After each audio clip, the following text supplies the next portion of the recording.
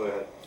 Robert. Survivor of the Shoah interview, October 11, 1994. What does Robert want? Just, he chats every day. Survivor Renee Firestone, interviewer Cy Frumpkin. In the city of Beverly Hills, the interview will be conducted in English. Just read it again really fast because they spoke really fast. Survivor of the Shoah interview, October 11, 1994. Survivor Renee Firestone, interviewer Cy Frumpkin, city of Beverly Hills. The interview will be in English. Renee, where do you come from in Europe? I was born and raised in the eastern part of Czechoslovakia. As a matter of fact, in a region which in the 20th century belonged to 5 different countries. Really? At my birth, it was Czechoslovakia, and of course in 1938 it became Hungary. It was a lovely town, and I never went back. It was Uzhhorod when it was Czechoslovakia, and then it became Ungvar when it was Hungary. And now it's Uzhgorod, it belongs to the Ukraine. And what was your life like before the war? I come from a very loving, middle-class Jewish family. My parents were not religious, but I remember my only grandfather I knew, who was Grandfather Rosenfeld, died at the age of 96 in an accident. And he used to go to the temple every morning and every evening. And I remember when I went to his house that he had a rack with these fancy pipes, long ones, short ones. As a child, I was always fascinated by that. And I have fantastic memories about my grandfather. He was a real character. He always at summertime wore these starched white suits like he just came out of a box. And when he saw the grandchildren, he reached in his pocket and started to crackle the paper that was in there, and we knew that there is candy. And used to ask him for the candy. My father was a businessman, and he had a textile business and a tailor shop.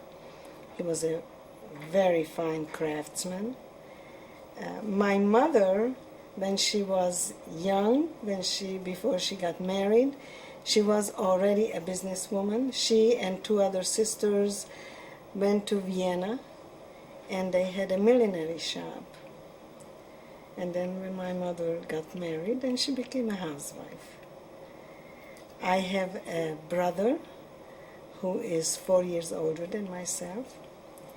And I had a sister who was 5 years younger than myself. My brother's name is Frank, my sister's name was Clara, and my daughter Clara is named after her.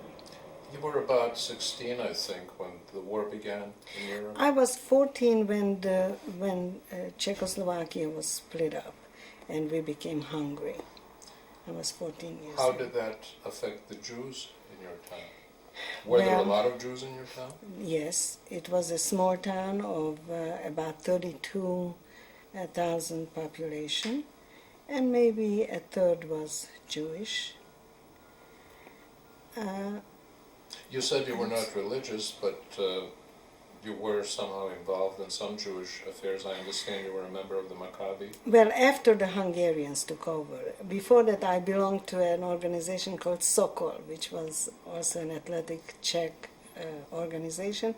And of course, when that disappeared after Hitler donated, actually, our region to Hungary, then I joined a Jewish athletic organization called the Maccabi.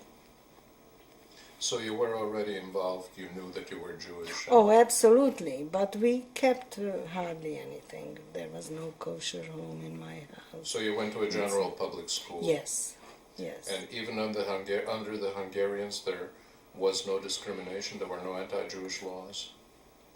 Well, At first.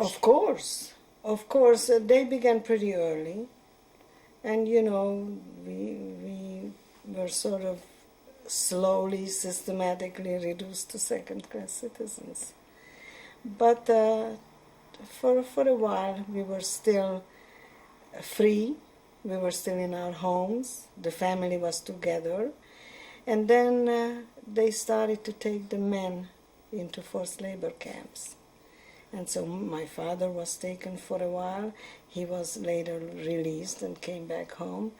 And my brother was taken to forced labor camp as soon as he graduated gymnasium. And after that, he escaped later from the camp and became a partisan. This was in the early 1940s, right? Yes. Let me tell you that my brother was actually taken from his classroom, from his graduating classroom, with a few other Jewish boys.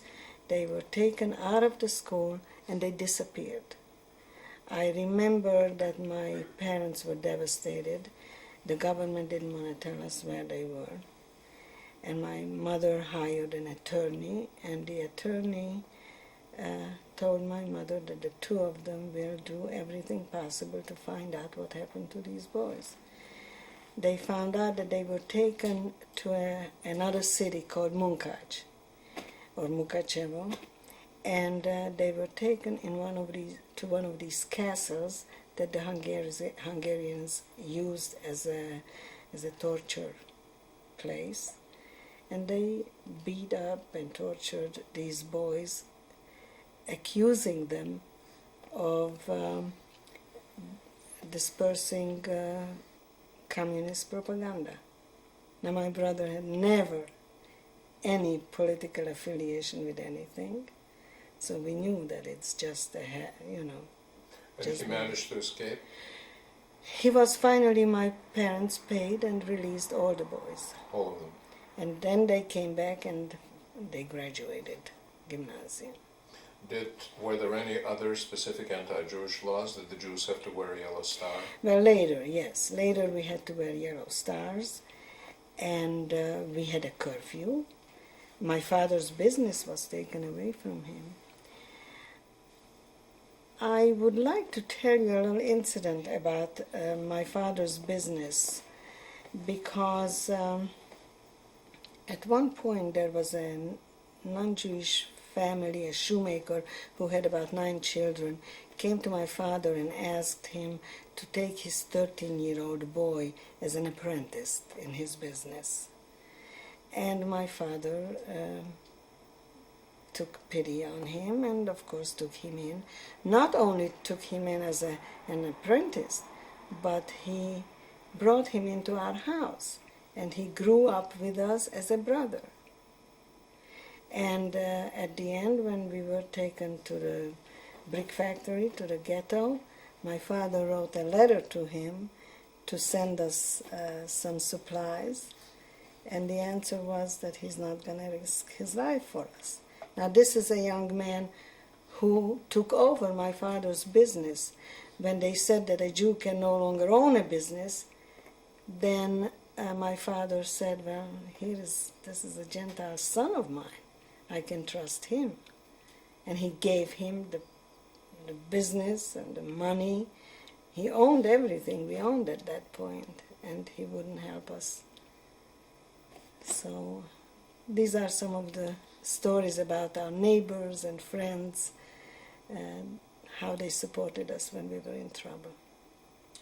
And what happened after that? You were deported to Germany? Well, yeah. To Poland?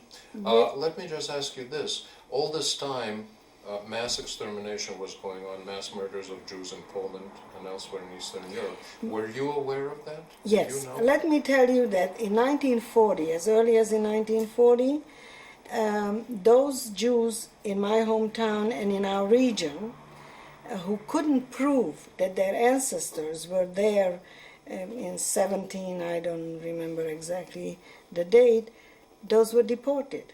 They were just put over the Polish border. And some of them came back, and they were telling us about the murders and what's going on in Poland. So we knew that in Poland they are shooting and burying Jews in mass graves. but we had absolutely no knowledge about the Wannsee Conference or about extermination camps being built. I see. And when did the deportations begin? Deportations began in 1944, actually in April. Was it done primarily by the Hungarian police, or did the Germans take part? We were taken to the border of Poland by the Hungarians, and there the Germans took over and escorted us into Auschwitz. By train? By train, yes. So tell me how you arrived in Auschwitz and how Well, that happened. You were still, the entire family was together? Let me tell you that we were herded into cattle cars in my hometown yet. My brother was no longer with us. He was in Hungarian forced labor camp. But my parents and my sister and I were in a cattle car where there were about 120 people. What about your grandfather, whom you mentioned earlier? By the way, my grandfather died, I told you, at the age of 96 earlier, so he was spared, fortunately, of all this. So the ride to the journey to Auschwitz was horrifying. The cattle car was packed. There was hardly any breathing space and hardly any breathing air because there was a bucket which was supposed to be our sanitary facility, our bathroom, kept overflowing, and I don't have to tell you, within a few hours it just kept overflowing. The cattle cars were never opened to empty it or to get a little fresh air into the car, and so the stench and the air was unbreathable, and we could actually hear people suffocating in the cattle car. Of course, there was nothing we could do about it. We had no food or water given to us, and this journey lasted 3 days. I also remember during the night the train used to stop, and the Nazis used to bang on the walls of the cattle car telling us that if we are still hiding any valuables or any money, we should give it up or we'll be shot.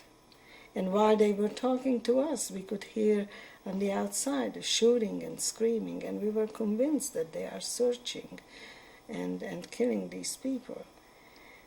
I very vividly remember this old woman who was sitting on the edge of the cattle car, who ripped open her coat lining and reached in there and removed a little gold locket and started to cry, opened this locket, started to cry bitterly. And I, being young and still very optimistic and romantic, I was sort of fantasizing that maybe that's her wedding picture in the locket, or maybe her family, her grandchildren, whom she left behind. We were going somewhere, not knowing where, for how long. The rumors were that we're going to Germany to work, and that if the family, if there's healthy and strong, will work, the family will survive together. So this woman must have been in her 80s, hardly believed that she will ever return. And I thought to myself, how cruel that they won't let her keep this little memoir. And then she closed this locket and through the cracks of the cattle car handed it to the Nazis. Yes. How old were you at the time? I was just 19. So this was the beginning of 1944? That's right. And then you arrived in Auschwitz. Did you know what that place was or where it was? Si, let me tell you, the cattle cars opened, and I, believing that we're going to Germany to work, was very eager to get a good job so that I can help out my parents and my little sister so that they don't have to work so hard. I was a strong, healthy athlete, so I knew I can work, and I was going to save them. When I jumped off that cattle car and I looked around, I knew right away that we're doomed. All I could see for miles and miles were barbed wires. And, so many feet, there was always a tower, a wooden tower. And when I looked up there, I saw this Nazi soldier behind the machine gun pointing it at us, watching every move we were making. On the loudspeakers, the Nazis were telling us to leave all our belongings behind. They are going to deliver it to us to the camp. And so I turned back to the cattle car and called my sister Clara, who came forth crying, rubbing her eye from the darkness into the light. And I grabbed her hand and I said to her, "You hold on to me, no matter what happens, you and I must stay together." And she started to cry and she said, "But Renee, let's wait for Mom and Dad." And I turned back to the cattle car for Mom and Dad. They were gone. And it was only then that I realized that thousands of people were pouring out of this train. The train had no end. I couldn't see the end of it. And there was tremendous chaos. Children looking for parents and mothers calling their children's names. And it was impossible to find anybody. And so I kept reassuring my sister that once we get in, we will be reunited with Mother and Father. So don't worry about it. And of course we were caught in this human tide and just being pushed towards the camp when suddenly I found myself standing in front of this Nazi officer, a young man, very handsome, with a smiling face, and a leather whip in his hand pointing people to the right and to the left. And it was then that I became very fearful about our future, because they promised that we're going to stay together, the families. And all of a sudden I realized that they are ripping the families apart. So what happened then? Then my sister and I was pointed to the right. By the way, this man who separated us was, of course, none other than the infamous Dr. Mengele. How did you know this?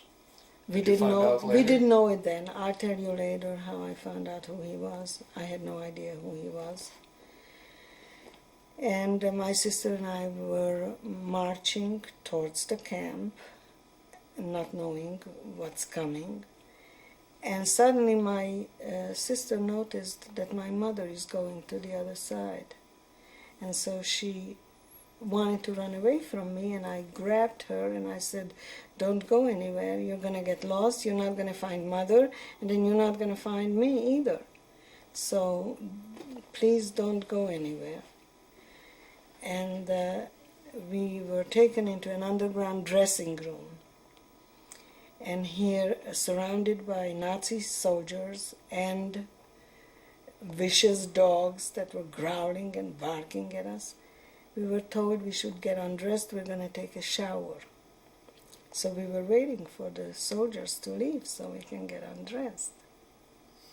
And of course, nobody moved. So one of the soldiers walked over to one of these women and hit her and said, "Take it off." And we realized that they are not leaving. So we started to get undressed. And again, we were given orders to be very careful how we fold our belongings. Remember exactly where you're leaving your clothing, because when you come out of the shower, you will have to hurry up and dress and be assigned to your work. And still, we were naive and stupid enough to believe that. And I told my sister to make sure that she puts her stuff next to mine so we don't get separated when we come out of the shower. Needless to say that the minute we walked into the shower room, the doors were slammed behind us. Our belongings were picked up. Did they shave your heads? Later. We came out naked on the other side of the shower room and stood there wet, naked, from mid-afternoon till about midnight. I remember my sister and I hugging each other for a little body warmth. We were freezing. And then at midnight, they took us into this barrack where they shaved our heads, our bodies. They sprayed us with DDT, with pesticide. And then we walked through a door where two prisoners greeted us. One gave us a recycled dress, which we put on our naked bodies. And another prisoner had a bucket of yellow paint and a brush about 4 inches wide and painted a yellow streak from the top of our shaved head down through our back. This was the identification of being a Jewish prisoner. And that's how we entered the campsite. And down your naked back or on the dress? On the dress, through the dress. I remember the dress sticking to my body. We had no underwear, no stockings, no shoes. No shoes either? No shoes at that point. And then what? Then when we got into the camp, we were introduced to this overseer who was a capo. You know, all the overseers were called capos in the camp. And she told us to line up in columns of 5. Was she Jewish or German? She was a Jewish Slovakian girl. Told us to line up, that we will be assigned to our barracks. And when we lined up for this counting, it was called Célapel, being lined up to be counted. My sister started to cry, and I decided to find out where our parents are and when are we going to be reunited. Were there any children that were younger than your sister? My sister was the youngest. She was 14? Yes, as a matter of fact, I don't know whether there was in that group any other child that age. Were there any old people, older than say 50 or 60? No, of course not. Of course not. There were some mothers and daughters who passed through, but those mothers were like my mother's age, 40, 42, not older than that. And I asked this couple, when are we going to be reunited with our parents? And she pointed to one of the chimneys of the crematoria, which I didn't even see until then. And it was then that I noticed these 4 brick chimneys bellowing fire and soot. And she said, "Do you see this chimney?"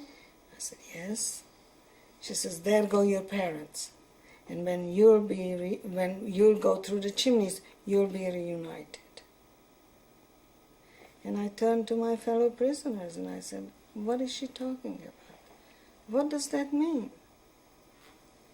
I mean, even in my darkest nightmare, I could not have imagined the things that were going on here. But let me go back for a moment, because you asked me about Mengele. When did I find out about Mengele?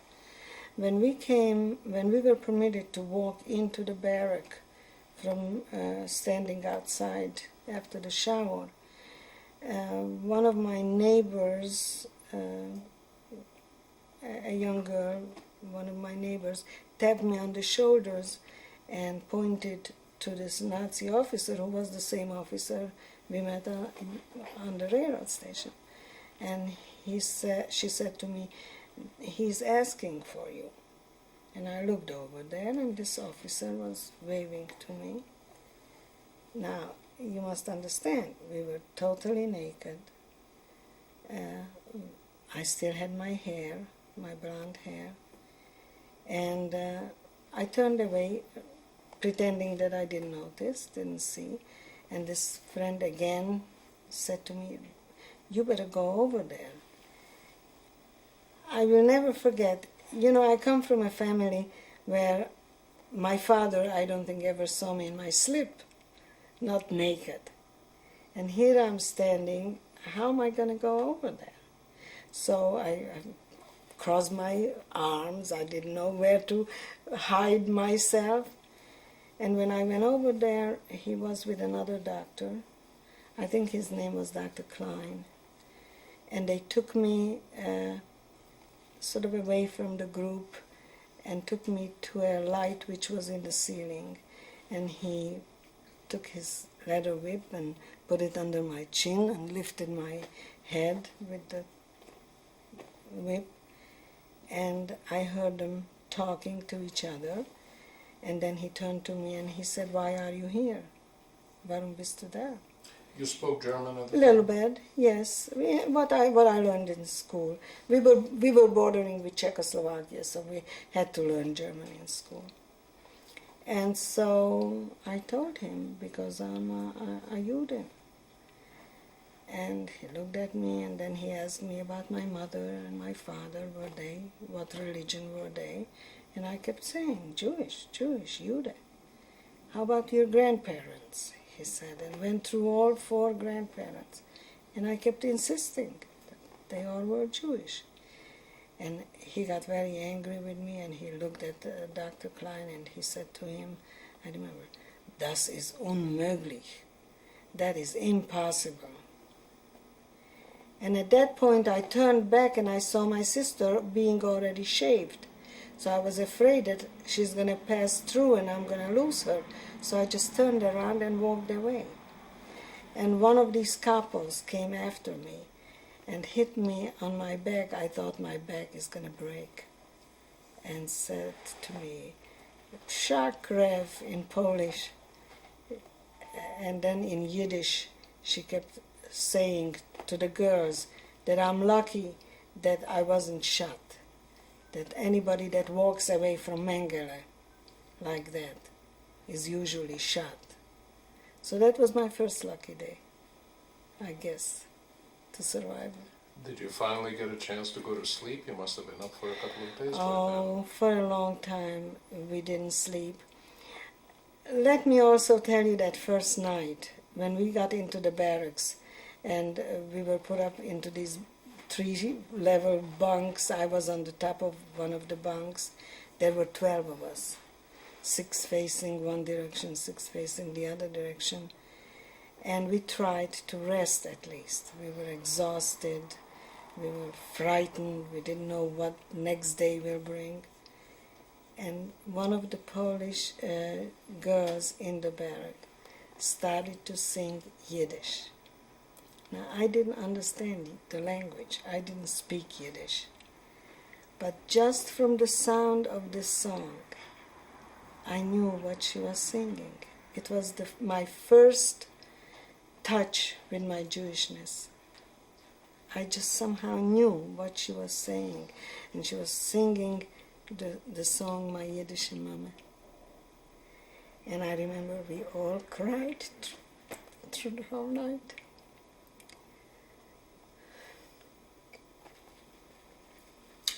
What was your next morning? That was my first night. Next morning, we woke up to the sound of the capo banging on the bunks, running up and down, yelling, "Aufstehen, get up, heraus, everybody out, quick." Schnell was their favorite word. We ran outdoors, and again we had to line up to be counted. It was dark. It was in the middle of the night, 3 o'clock. 3 o'clock in the morning. And we stood there till about 10 o'clock in the morning. It was already, the sun was coming up. Renee, you were telling us about your first morning after arriving in Auschwitz. You were taken out, you were counted, you stood there until 10 o'clock in the morning. What happened then? Well, of course, we had no idea what comes. We thought maybe they will let us go back to the barracks and maybe we can lie down. But of course, that didn't happen. We were dispersed. First of all, after each counting, we were fed. We were counted twice a day.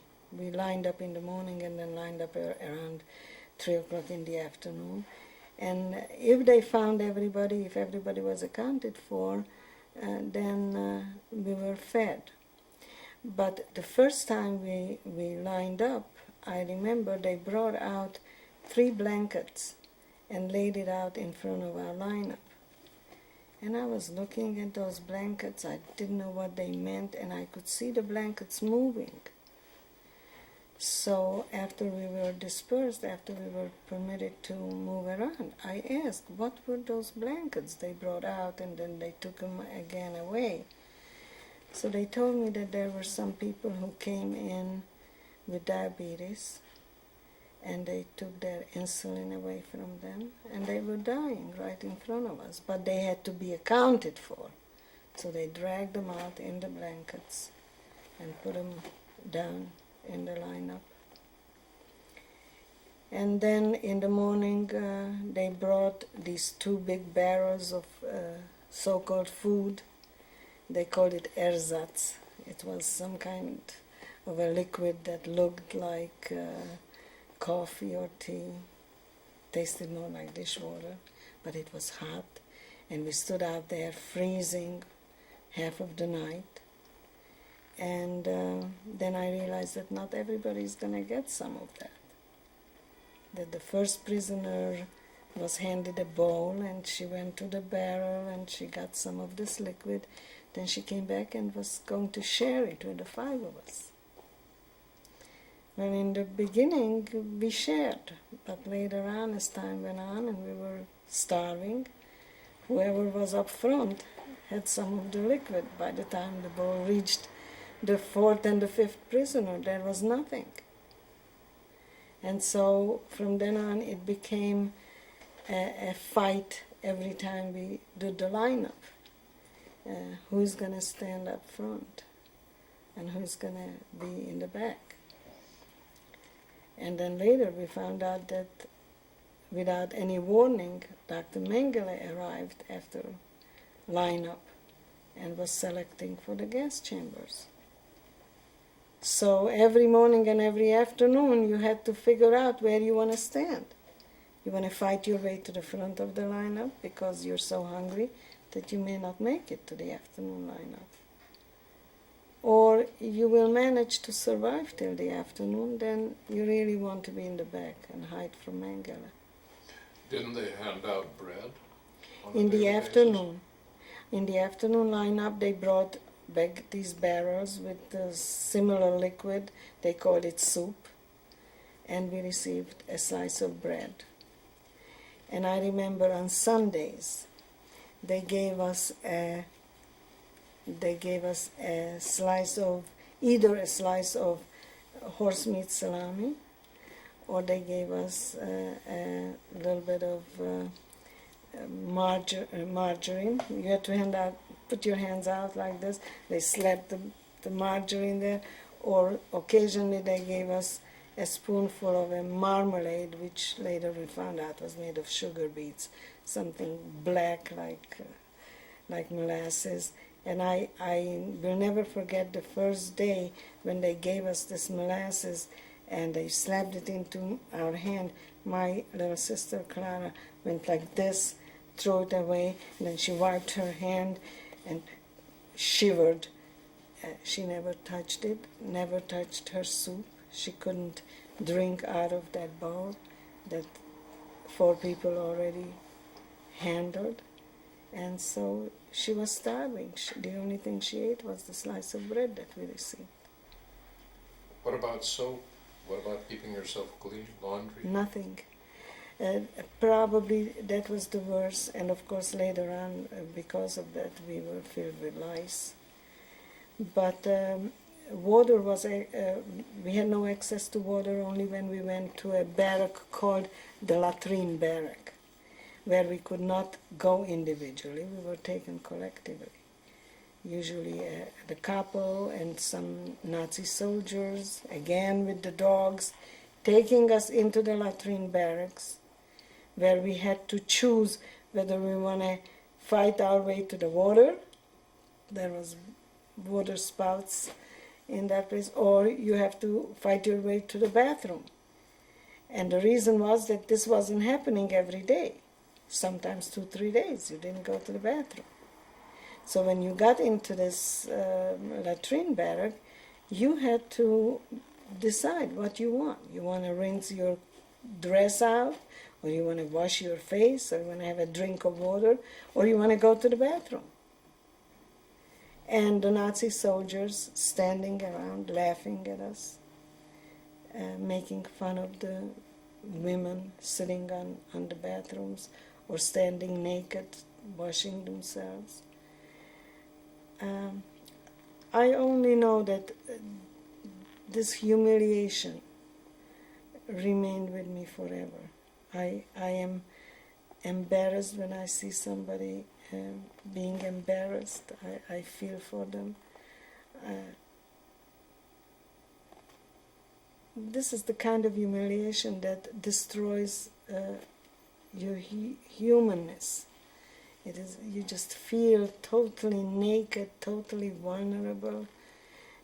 You knew every time you went in there, you knew that they have the power to do anything they want to do with you. How did some of the people handle the fact of not being able to go to the bathroom except once every 2-3 days? After all, people usually have to go more often than that. Well, inside the barracks? Wasn't there punishment for that?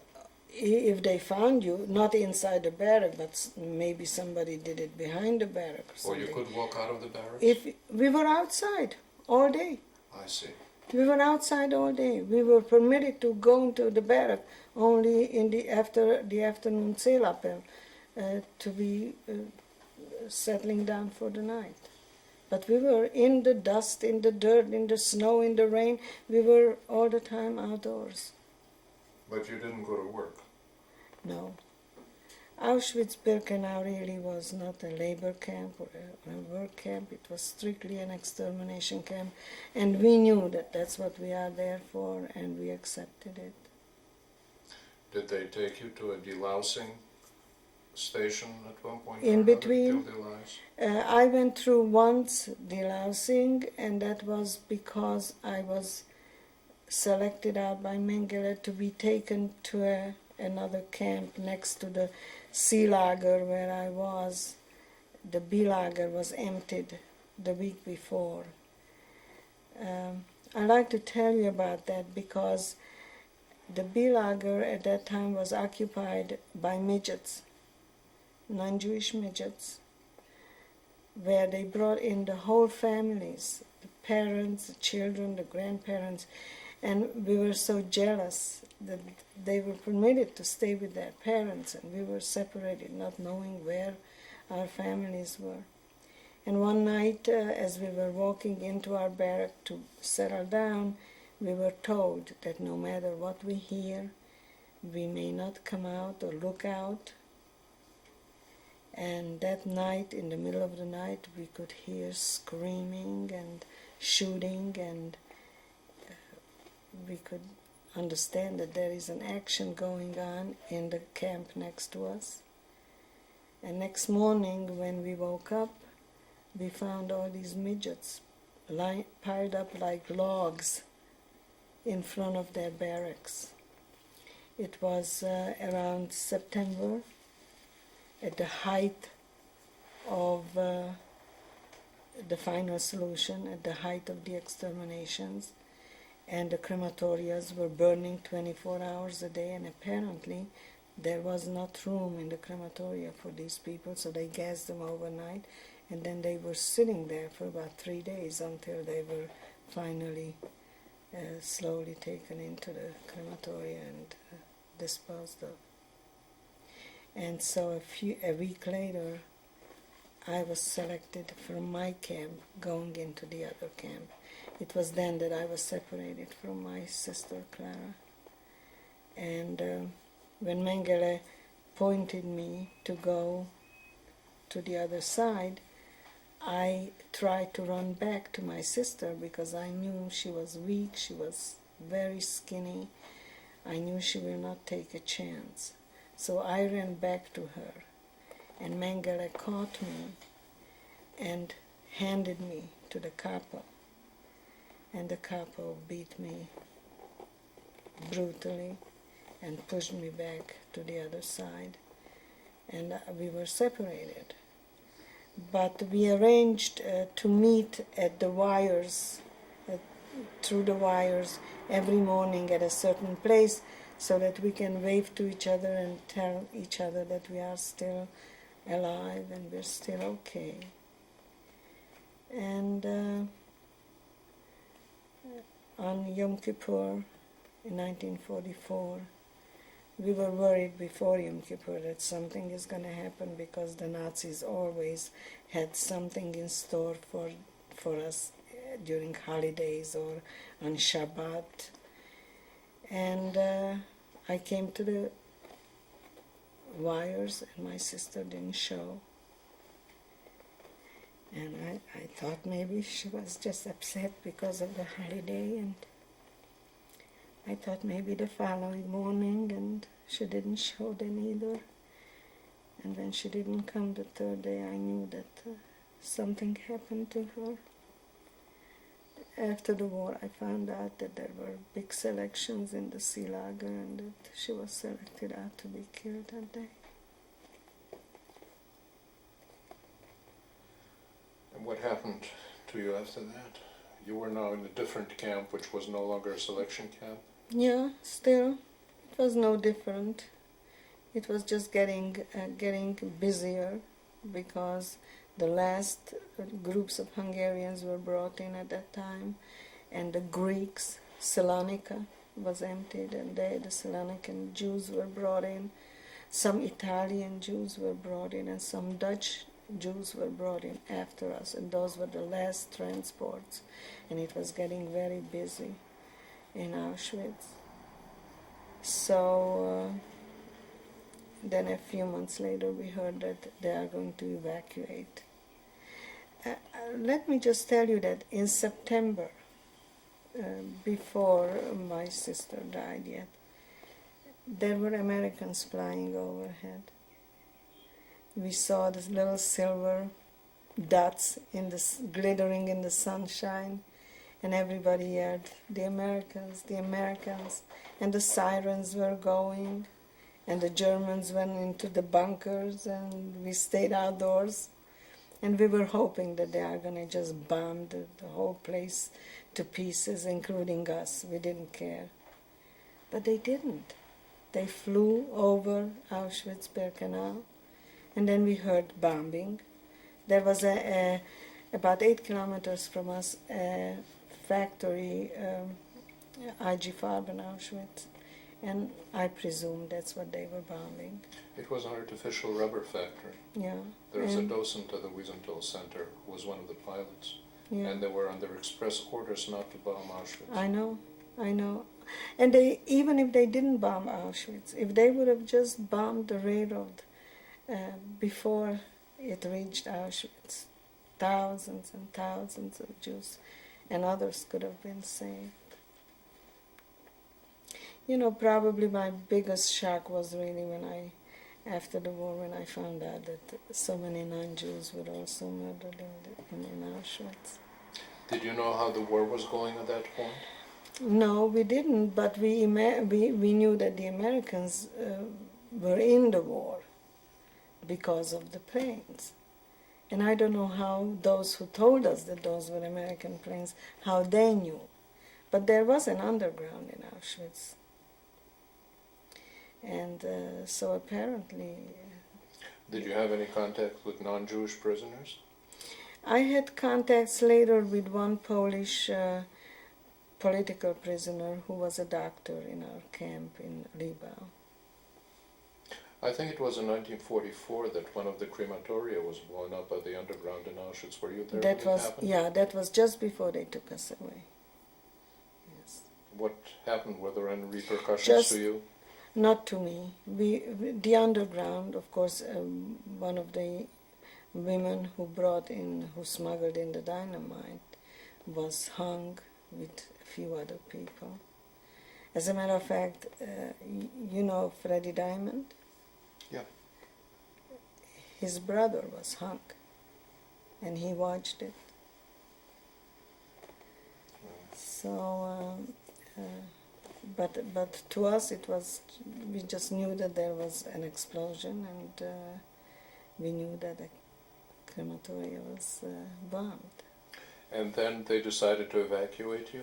Yes, then... Did you know that this was because the Russians were coming closer? Or? We were hoping. We really didn't have exact knowledge of it. But we realized that something must be going on.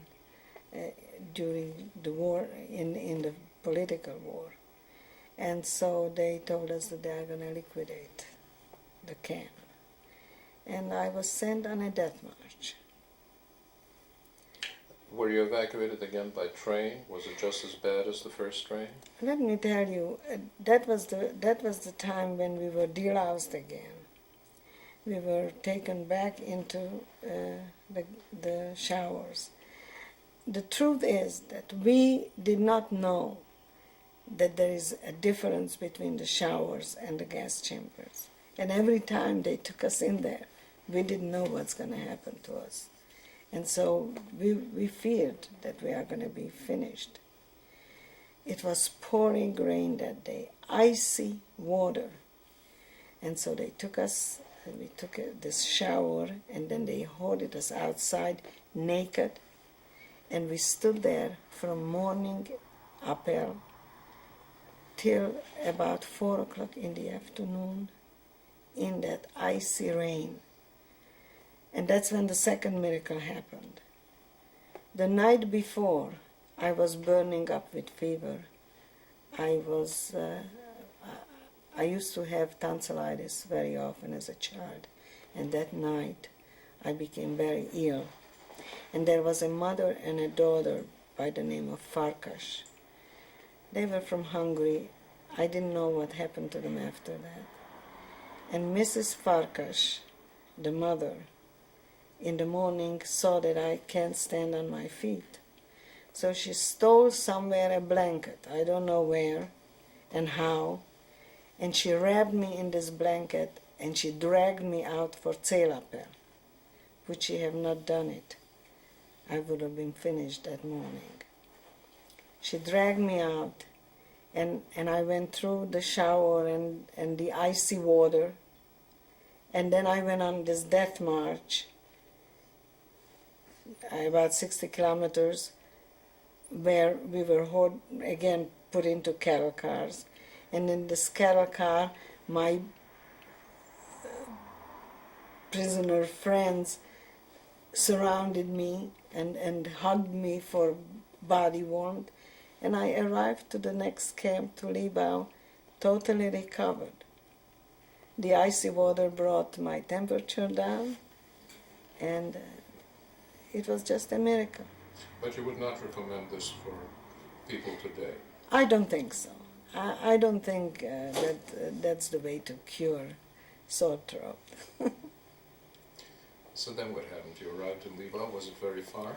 Libau, well, I don't even know. It wasn't very far because Libau was in Upper Silesia. But I know that the journey lasted again 3 days. I don't know what was this 3-day journey that they invented, that everything lasted 3 days. Was it just as brutal as the first journey?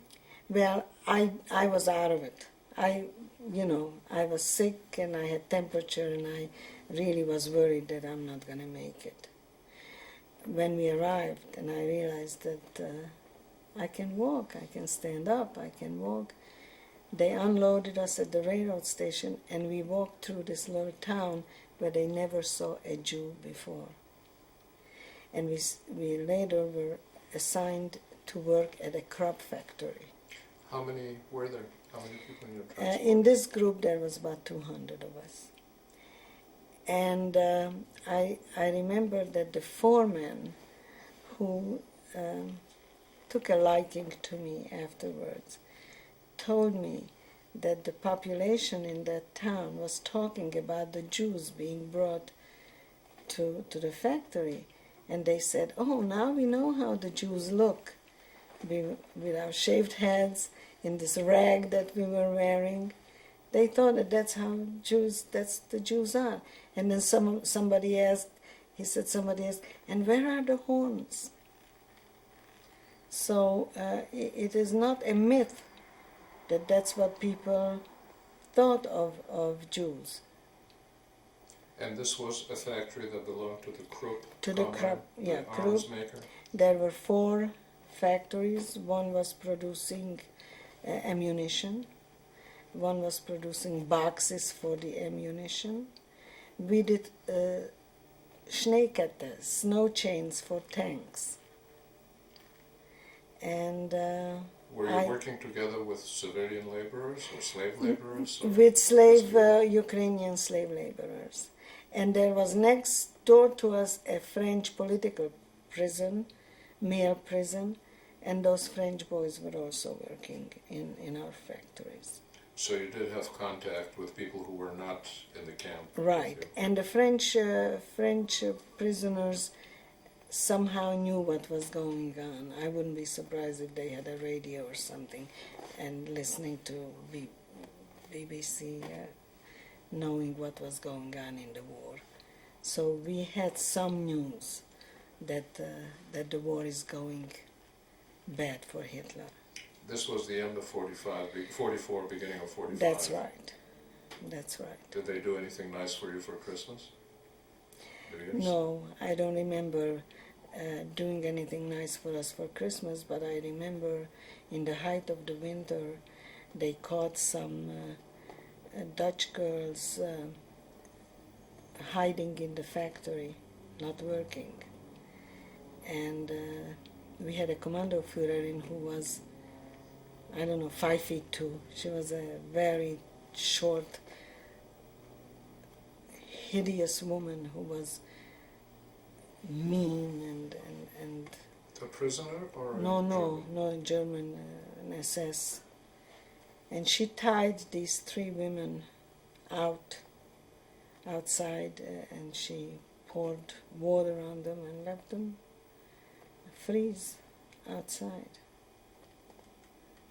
So nobody sabotaged after that, at least not visibly. Well, what happened then? Here you are at the beginning of 45. This is after the Normandy invasion.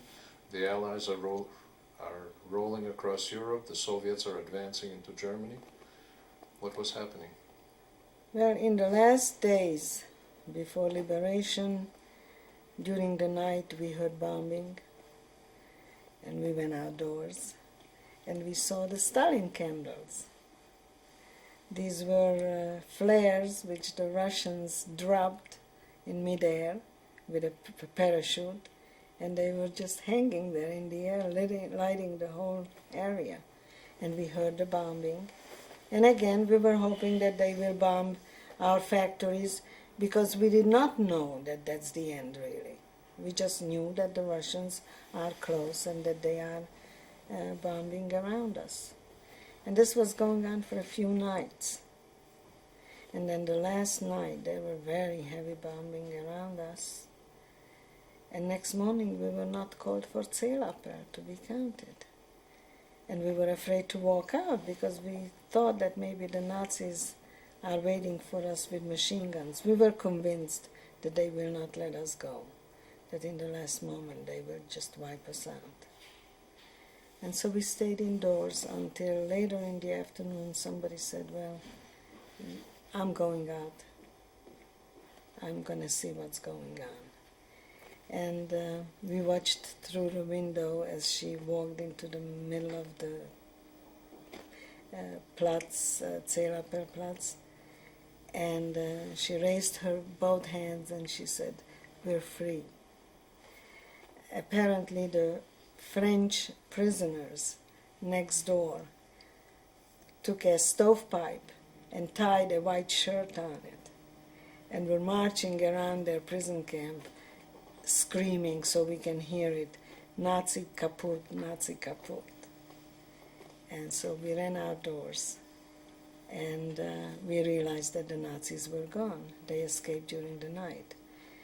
But we still didn't know what really was happening, so we were worried that they may come back, if, our war is going back and forth. Later in the afternoon, a Cossack on a horseback, a Russian officer, rode in. He looked at us and yelled, "Вы еврей? You're Jewish?" And we didn't know whether we should say yes or no. We didn't know whether it's dangerous or not. Then finally one girl said, "Da, вы еврей." This officer jumped off the horse and came over and started to cry and hugged us and kissed us and kept yelling, "Я тоже еврей." I'm also a Jew. Yes. And then he kept saying something, "This is what they did to my people." And stayed with us in the afternoon. He left for a little while, brought in a horse which the French soldiers shot in front of us and made a goulash out of it. They emptied the kitchen pantry and got us potatoes, and that was the first meal with meat and potatoes that we had. And then he posted a guard in front of our camp, and he told us not to leave. He said that the soldiers are looting and raping, and we should not leave the camp. That he's going to consider this off limits, and he will be back when they pass through Libya. Came back a few days later, and he told us that we can now leave. And there we were on our own, realizing that now we have to re-enter that world that didn't want us. And there was no effort made by the Soviets to give help to some kind of Nothing. organization, food, Nothing. dwellings? Nothing. And it was very dangerous. I went up to the commandatura, to this officer later, and asked him to give us a few bicycles, that maybe we can start out on a bicycle at least. We found out that we are very close to the Czechoslovakian border. And I thought, once we are back in Czechoslovakia, I speak the language, and the people, I knew the Czech people, and that it's going to start changing for us.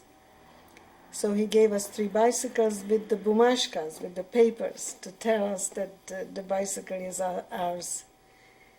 And as we rode out for about 6 kilometers, a group of Russian soldiers stopped us, and I very cockily took the bumashka and showed them, and they smiled at us and they said, "Хорошо, okay," and took the bicycles. And we were on our foot walking through. And they the didn't try to woods. rape you? No, they didn't. Apparently they must have, the way we looked, still with the shaved heads, in this rag, I don't think we were too desirable. Because you know, of course, that the Russians went through Germany raping everybody from 6 to Absolutely. 65. Later on, it was very dangerous for a young woman to be alone, or even a few women walking any place, or being with around Russians. And again, I was very lucky because I had some very close calls. So there you were on your way to Czechoslovakia. Yes, we crossed the border, and we arrived to a small town. I don't even remember the name of the town. And I walked into a restaurant, and the restaurateur looked at us and asked me in Czech, where do we come from? You crossed into Czechoslovakia after having your bicycles taken away by the Russian soldiers, and there you are in a restaurant in Czechoslovakia. How many of you were in your group? There were 3 of us, Uh-huh. the ones that started out on the bicycles. And I walked over to the restaurateur, and I told him that I'm from Czechoslovakia, and that we are just coming out of the concentration camp. Not that he didn't know with our shaved heads and the way we were dressed. Of course he knew. Were you still wearing the dresses with the yellow streak in the back? Well, that yellow streak stayed on forever. That's why I got rid of that dress. I wish today I didn't. Could have started the new trend in fashion design. Right. Anyway, this man was very kind. He asked me, where are we going to sleep? And I said to him that we still don't know. And he said, well, I should come back around 5 o'clock. He closes the restaurant at 5 o'clock. First he fed us, by the way. And then he told us to come back at 5 o'clock, and that he will let us sleep in the booths of the restaurant. He will lock us in, which we did. And that was our first night in real freedom. And then following day, he gave us breakfast. And we were on our way, and we kept marching. And later on, of course, we found out that there is hardly any civilian transportation, that everything was occupied by the military. And so we were living dangerously. We asked Russian soldiers to pick us up on their trucks and take us wherever they went. We didn't care. We didn't know where we were going. We were just hoping that maybe we'll run into some prisoners who are coming out of the camp. And that was really what we were doing, wandering around Europe. So what happened then? How far did you go? Where did you end up? We wound up the first time in Brno, and we found out that the Red Cross has a place where we can sleep if we want to, and they feed us. Until then, we were sleeping in parks or in barns, whatever we found on the road. We begged for food. People recognized who we were and were fairly kind to us. Some were more human than others. And in Brünn, the Red Cross also gave us a few crowns, so we had a little bit of pocket money. From there we went to Slovakia, to Bratislava. There also the Red Cross took care of us for a few days. And then somebody told us that they heard that in Budapest there is a school where people register, those who come back from the war. And so we decided to go to Budapest. Didn't matter where we going. Something very interesting happened, and this also relates to how the Russians behaved in Europe. We begged ourselves on a train, and the conductor was very kind to us and permitted us to sit on top of the coal. So we were watching what was going on the train. The trains were packed with Russian soldiers, but some of the girls coming out of the American front, the American DP camps, or from the American zone, they had big bags of stuff that the Americans gave them. They were all dressed in American uniforms, they had boots on, and they had these big bags with cigarettes and chocolate and stuff. And they sat there eating in front of us, and we had nothing. We had absolutely nothing. Never offered us anything. And that night, we were sitting on top of the coal, of course, not sleeping, very excited about, are we going to find anybody in Budapest or not? And in the middle of the night, we noticed that these big sacks on which these girls were sitting are getting lower and lower and lower. Towards the morning, we saw that they were sitting really on the floor. We also noticed that some Russian soldiers were on the outside of the train, walking through the train. We didn't know what they were doing. But in the morning we found out that they were looting these sacks that these girls had. They cut a window open on the sack and removed everything there was in it. These girls next morning had nothing. It was sort of bittersweet. I mean, we really didn't mean to be mean, but they were not very nice. So. What happened in Budapest? We arrived early in the morning, and at the railroad station there were some of the Jews who were in hiding in Budapest waiting for these trains. They organized and they were waiting every train that came into Budapest. Was the American joint active at all? Had nothing to do with it, no, at that time. At least we didn't have anything to do with them. So United these were Nations. individuals. What about UNRWA? Was UNRWA? Later in Czechoslovakia, UNRWA was very active. I don't know what happened in Hungary because we weren't there too long. So I recognized one of the boys from my hometown, and he immediately recognized me and embraced, and he was happy to see somebody from his hometown coming home.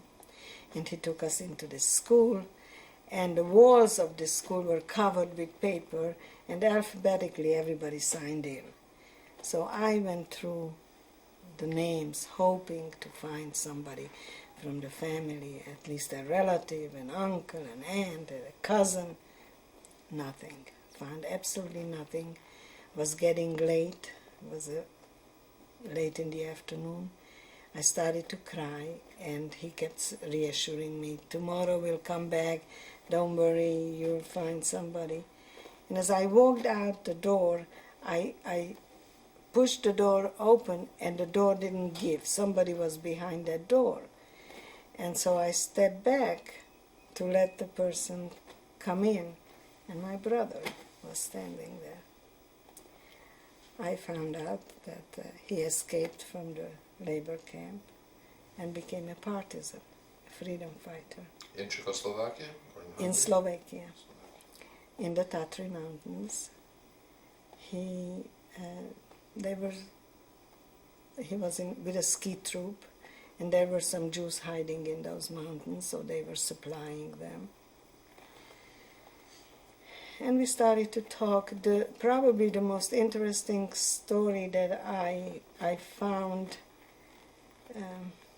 actually appalling was that he told me that when he was with the Slovakian partisans, that the Slovak partisans were so anti-Semitic that the Jewish boys were afraid to reveal that they were Jewish. So when I asked my brother how many Jews were in your unit, he said, we don't know. It was an unspoken word. We knew of each other, those who were Jewish, but it was never revealed, because he said that we would have been shot in the back. So that was pretty upsetting after all that even those who hated the Germans hated us even more. And then we went to a town called Košice, where my brother's girlfriend was. And the two of them stayed in Košice while I went back to Užhorod, to my hometown. Was your brother's girlfriend one he had acquired during the war, or was that from before? And where was she during the war? She was hiding in Budapest with Gentile papers. And of course, until my brother was in labor camp, they had contact, but after that they didn't.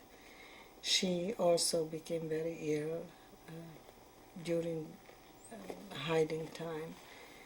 And as a matter of fact, if I recall, the first time when I went back home, she came with me.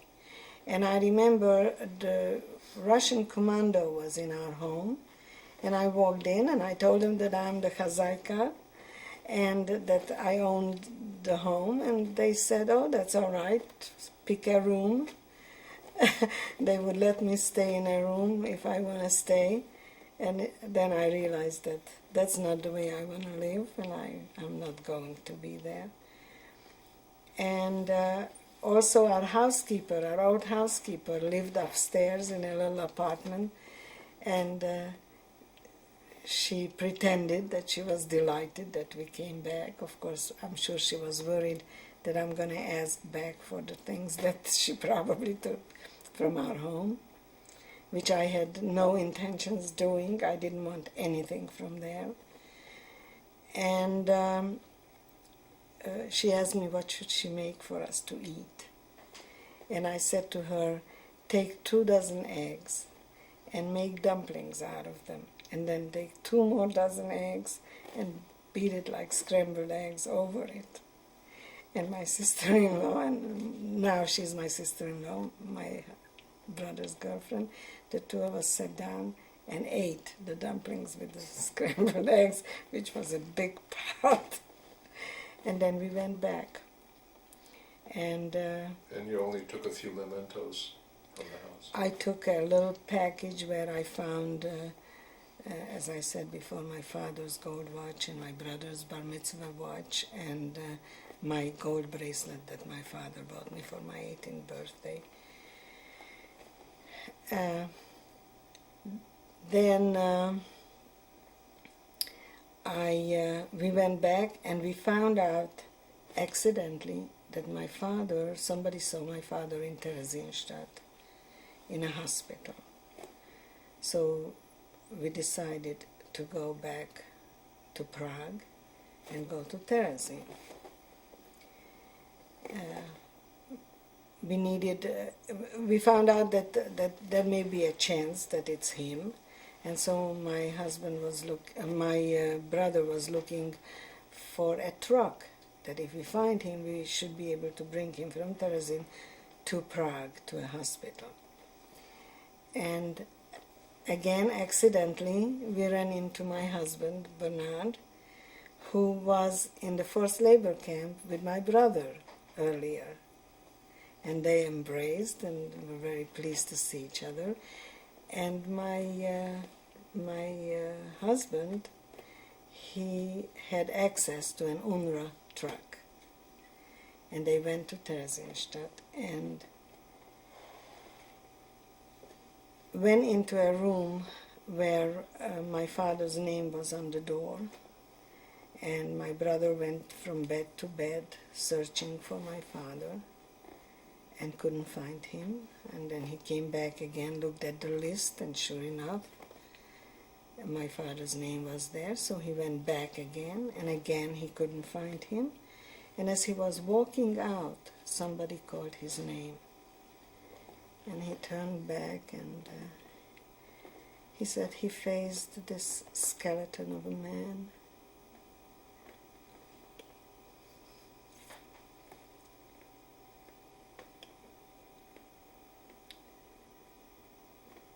Who was dying of tuberculosis.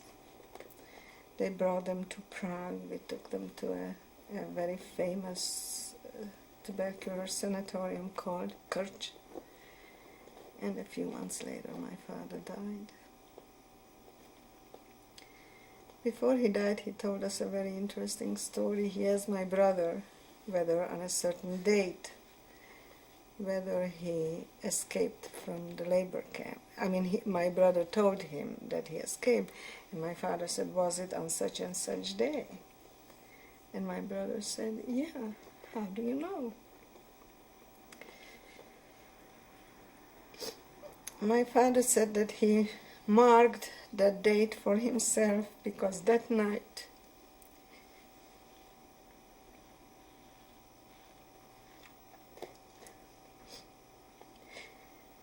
he dreamed that he was in the woods and this black horse was running. My brother's hair was very dark and beautiful black eyes. And he says, I grabbed this horse and the horse wiggled himself out of my way and ran. And when I woke up next morning, he said, I knew that my son is dead.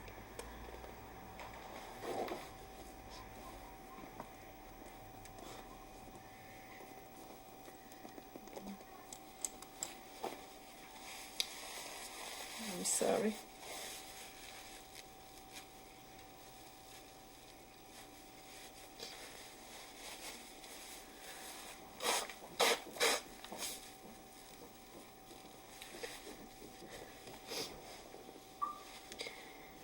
After my father passed away,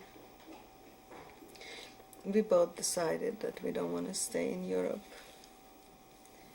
And in the meantime, Bernard, my husband, kept coming, visiting after that, and when my father died, he told me that he promised my father that he's going to take care of me, so he has to marry me. So we got married, and a year later, my sister-in-law had her first child, and then the following year I had a child, and then we decided that we're going to leave Prague. Bernard, my husband, had papers to come to the United States because he lived in Prague in 1939 as a student, and he had a student visa to come to the United States to assist her. And he was caught in Holland by the Nazis, by the Gestapo, and was brought back and went through the whole concentration camp experience. And so the American government acknowledged his papers, and so we were put on the quota, but my brother couldn't. So my brother went to France, and in France the Haganah got hold of him, and they went to Palestine, which is now the state of Israel. And even though we were lucky to find each other, we were again separated for 15 years. 15 years? Yeah. And after that, when I finally was able to obtain papers, affidavits for them, then they came out here, and now, luckily, fortunately, we are together. Where did you go in the States?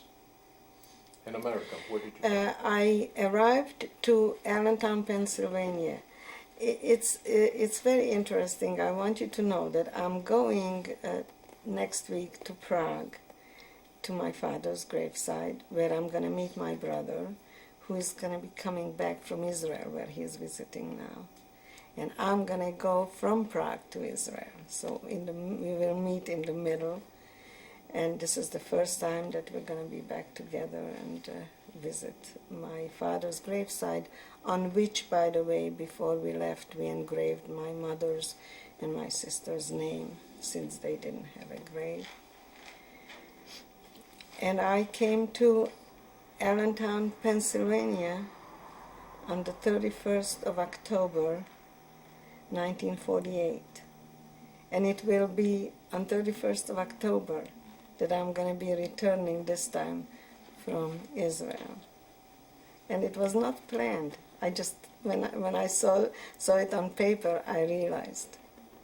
And I remember my brother-in-law waited for us at the airport. And I came with my daughter, who was then 11 months old. My husband stayed back. He got his visa a little bit later, and he wanted to go to England, where he was a young brother in an orphanage. He was taken by the UNRWA, by the way, to an orphanage in England after the war. And the plane landed in New York, in the LaGuardia. We arrived to the LaGuardia airport. And everybody was getting off the plane, and the captain came over to me and he said, you can't get off, you have to wait. And I said to myself, they're going to keep me here? What's the problem? I thought maybe something with the child, or they are going to send me back. I was terribly frightened. When everybody was off the plane, then he said, well, we can go now. He took the child from me and walked me to the door of the stairs, of the steps of the plane, handed me the child, and he said, now you can walk down. And downstairs, some cameras were taking my picture, and that's the picture I have on the mantle. I will show you later. When I arrived, my brother-in-law apparently arranged it. Some newspapers were there. I was one of the first refugees coming to Pennsylvania, to Allentown. And there was a big article about us. The interesting thing was that finally my brother-in-law was waiting for me at the airport and drove us to Allentown. And when I arrived to his home, he had two children. One was 10 years old, one was 8 years old, Michael and Susan. And they were dressed in costumes. And I said to my brother-in-law, "Why are these children dressed in costumes? It is not Purim." And he said, "No, it's Halloween." And I said, "What is Halloween?" So this time when I come back, I know what Halloween is. Did you speak English when you arrived? I spoke a little bit English. And my sister-in-law had a room arranged for us with a crib for the baby. She was, by the way, my sister-in-law, my husband's half-sister, who arranged for us to come to this country, was not just a sister-in-law or a sister. She, if I had my mother there waiting for me, she couldn't have been better, kinder to me, my sister Fanny. And we still are very, very close, and her children are very close to us. And I remember my sister-in-law wanted me to take a bath and just go to bed, and the baby should be in bed. And the two little children peeked through the door, and I waved to them to come in, and they didn't. And then I said, "Come on in." And when they heard me say in English, "Come on in," they jumped on my bed and they said, "You speak English?" And I said, "Little." And then they asked me, "Who did you vote for?" I said, "What is vote?" It was, I think, a day after or before that President Truman was voted into office. So I remember these little incidents very fondly. And how was life after that? Well, Bernard arrived Christmas night with the Queen Mary. We went to New York to wait for him. Why didn't you come together? We couldn't. We couldn't come together because it wasn't so simple. You know, Czechoslovakia by then was already under communist regime. And it was just not possible for both of us to come at the same time. And on top of which, he wanted to go to England to visit this younger brother before he leaves Europe. We didn't know when he's going to be able to go back and see him, or whether he's going to be able to come here. And we waited for the Queen Mary, and everybody was brought down by stretchers. It was a terrible winter and stormy sea, I understand, all over here. And my husband walked down 8 pounds heavier than I left him. He says on the boat he was the only one who ate, and he gained a lot of weight. And a few weeks later, in the meantime, I was in touch with my aunt here in California. I had my father's sister here, who came long before the war. And I was in touch with her, and she insisted that we come to Los Angeles. And so, again, the joint helped us to come out here by train. And I arrived on April 15, 1949. It was 115 degrees. It was a very hot day. And I looked at the palm trees, and I said to my husband, "I will never leave this town again." And I love Los Angeles. And you were in business here? Yes, I opened my own business very early. I didn't want to work for anybody. Did your husband work with you in this business? No, my husband was a school teacher in Europe. But he learned a trade here, and we were in business for 37 years. I had my own factory. I became a well-known name in the industry. And I lived a very glamorous life as a fashion designer until one day I had a phone call from the Simon Wiesenthal Center asking me would I come to tell my story. And I laughed at Rabbi Cooper and I said, come on, after all these years, why should I now start talking about those terrible days, those terrible weeks and years? And he proceeded to tell me that that night a Jewish cemetery was desecrated in the valley, and a temple was spray painted with swastikas.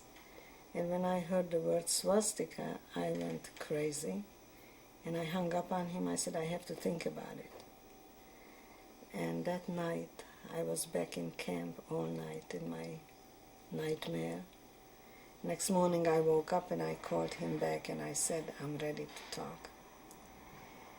I want you to understand that when we came here and I started my business and I realized that I have to really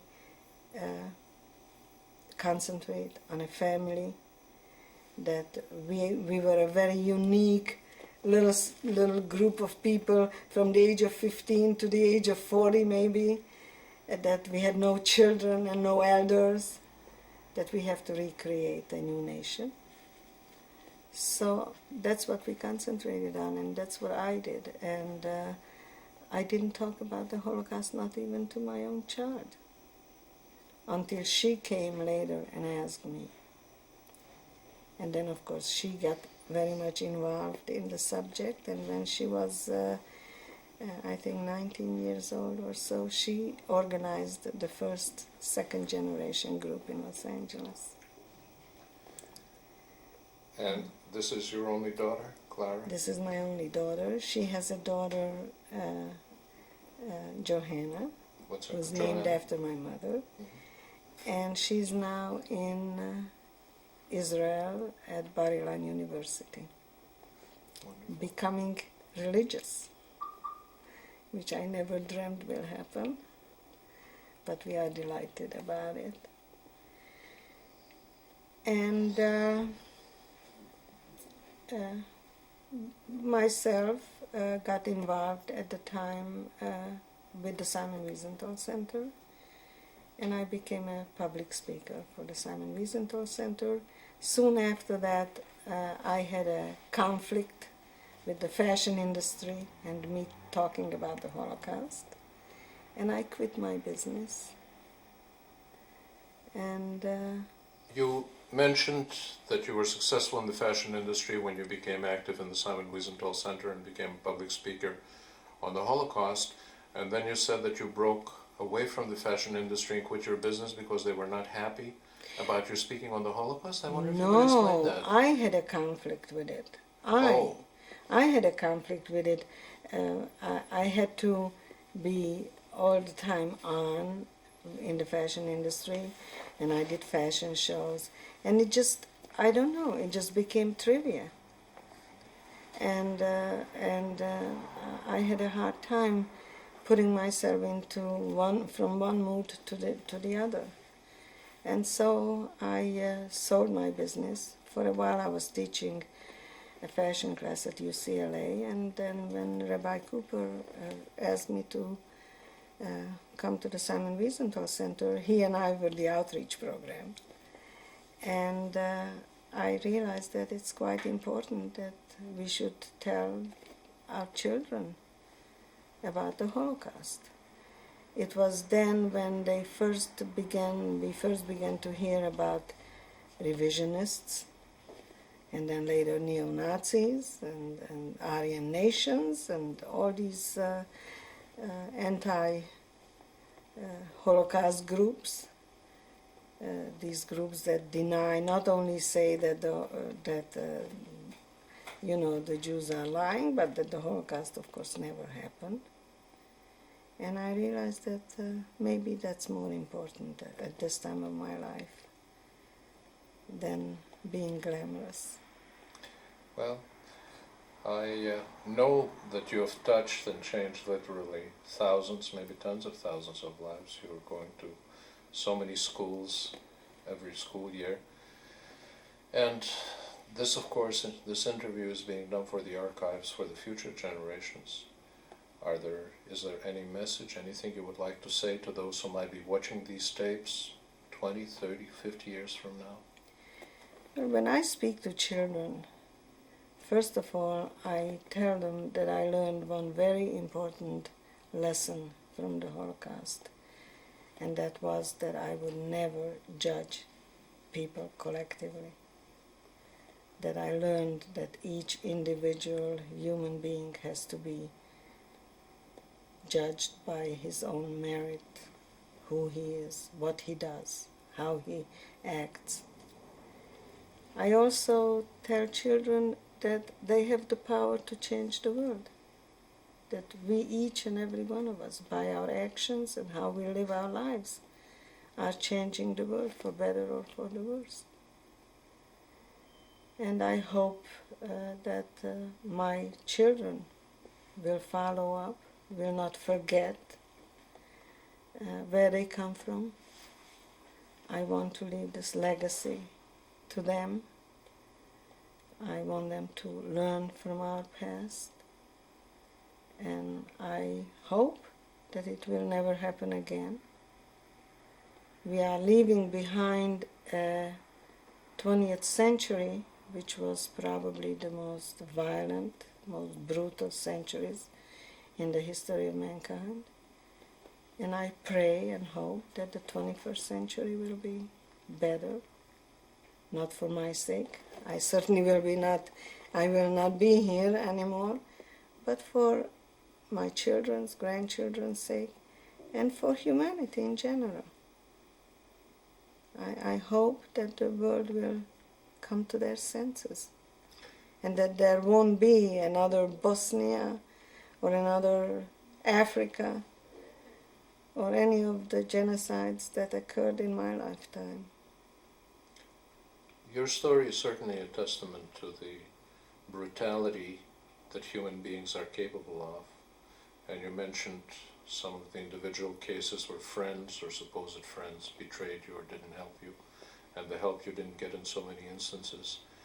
Yet at the same time, you mentioned that your sister-in-law was hidden by Gentiles and saved that way in Budapest. She was not hidden by Gentiles. Oh. She was hiding with Gentile papers. She was in hiding on her own. She went through terrible times. I have another sister-in-law who also was hiding in Budapest. And they were terrified every moment when they are going to be captured, because there were stopping people on the street with identifications, and if they didn't believe that your papers were authentic, you were finished in Budapest.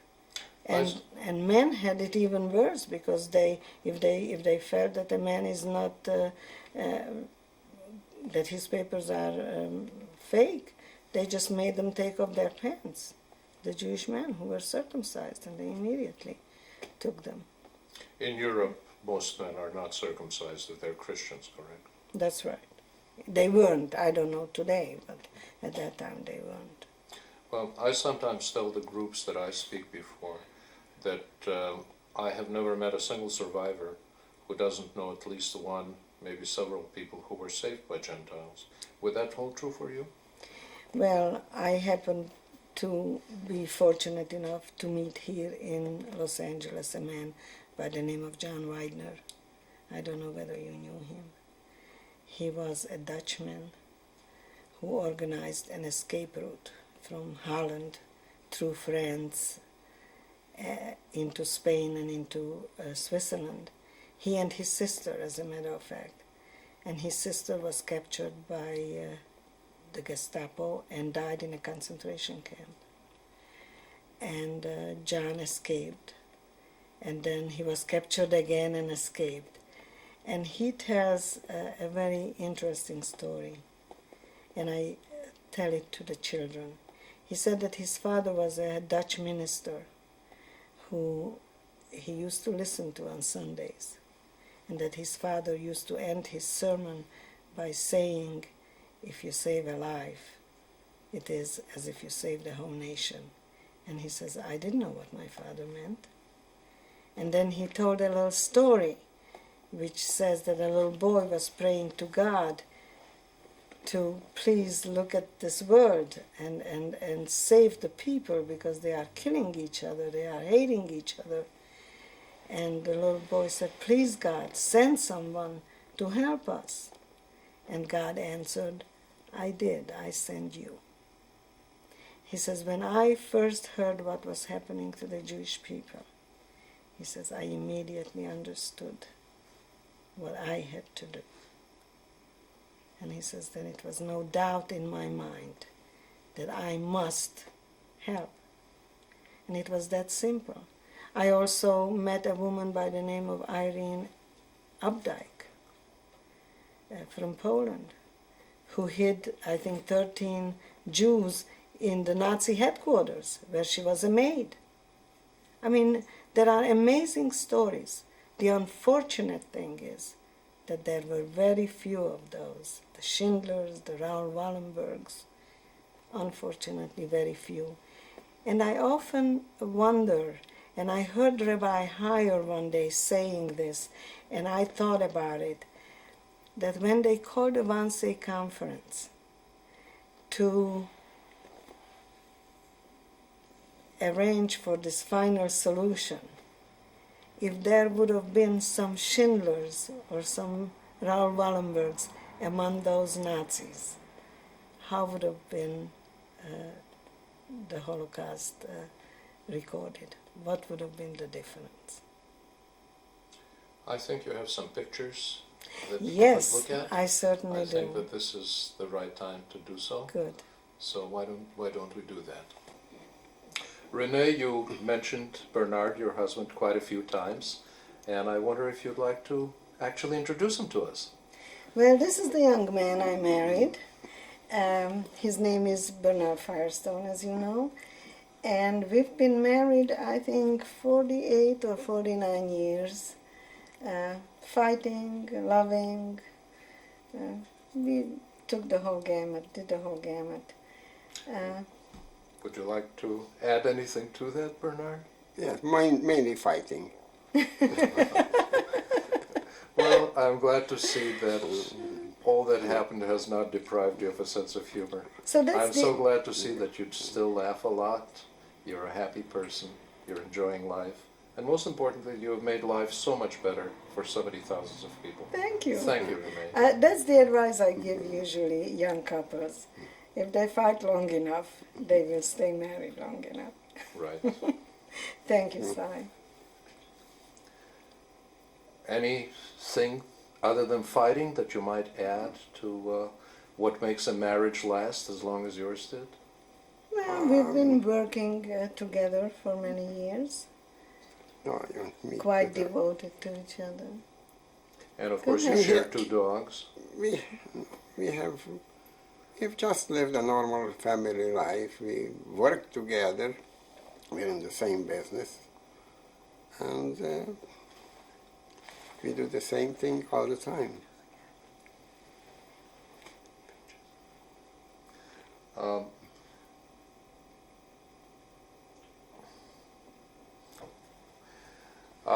And also we have spoken quite a great deal about the family you have lost, the people you have known, and some of the pictures And that the you family have we have preserved. now. And the Our family, our of child, family our you have daughter, now. and our granddaughter. Absolutely.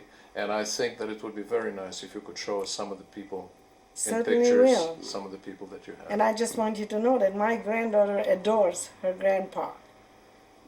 Well, is that so unusual? It's not Well, I don't know. It's not unusual, Well, I can but I tell you it just isn't. think... My granddaughter adores her grandpa. I hope so. So there you are. Well, thank you Now very let much. us see some of those pictures. Absolutely.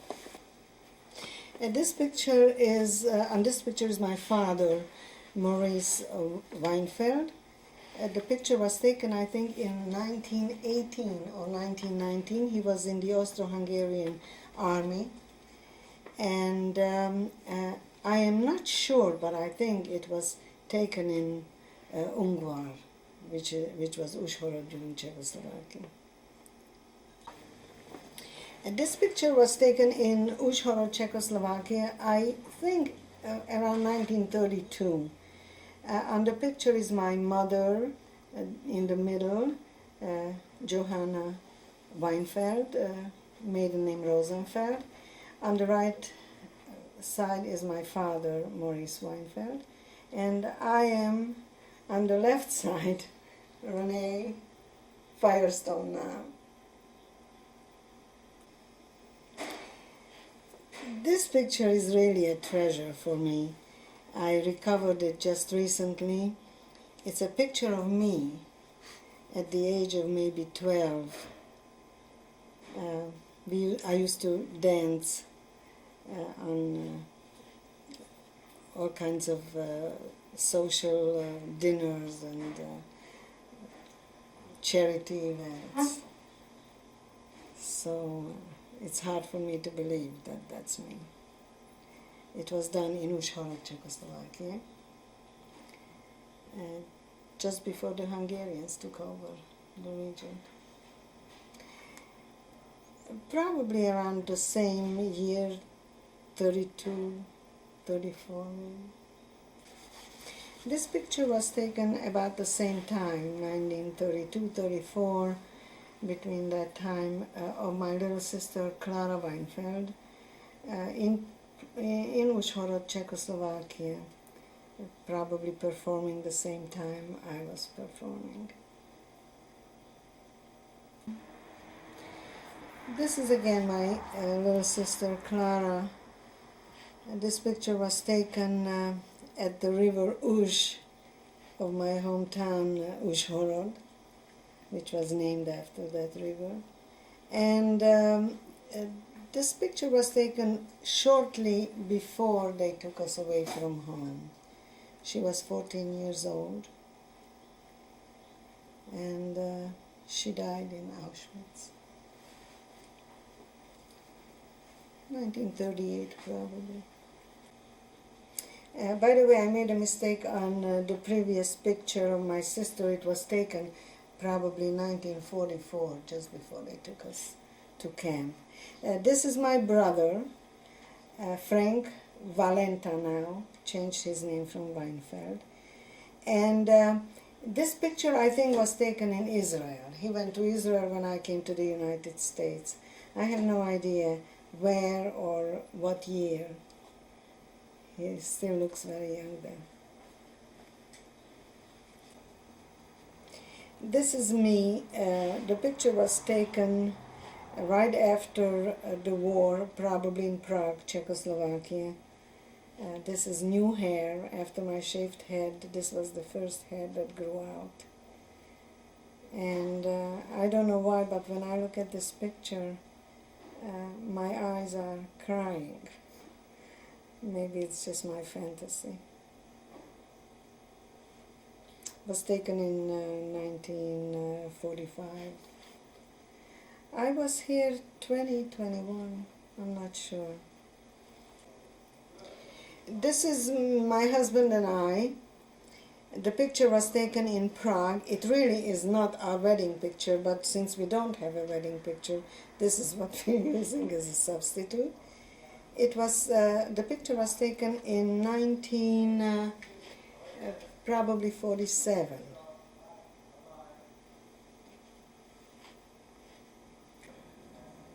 This picture was taken while I was coming down from the plane with my daughter, Clara, who was 11 months old at the time. The picture was taken in 1948, October 31st, on the LaGuardia airport.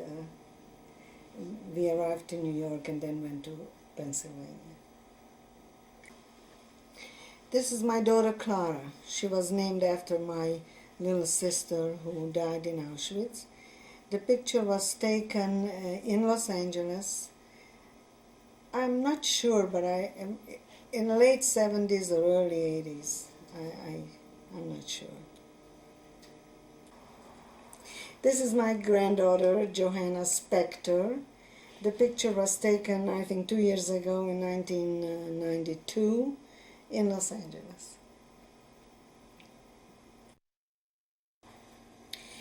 This is a family picture that somebody sent me from South America. Where it survived, how it survived, I don't know. The picture was taken in 1932. On the left side, that little girl is me. Next to me is my mother, and then my father.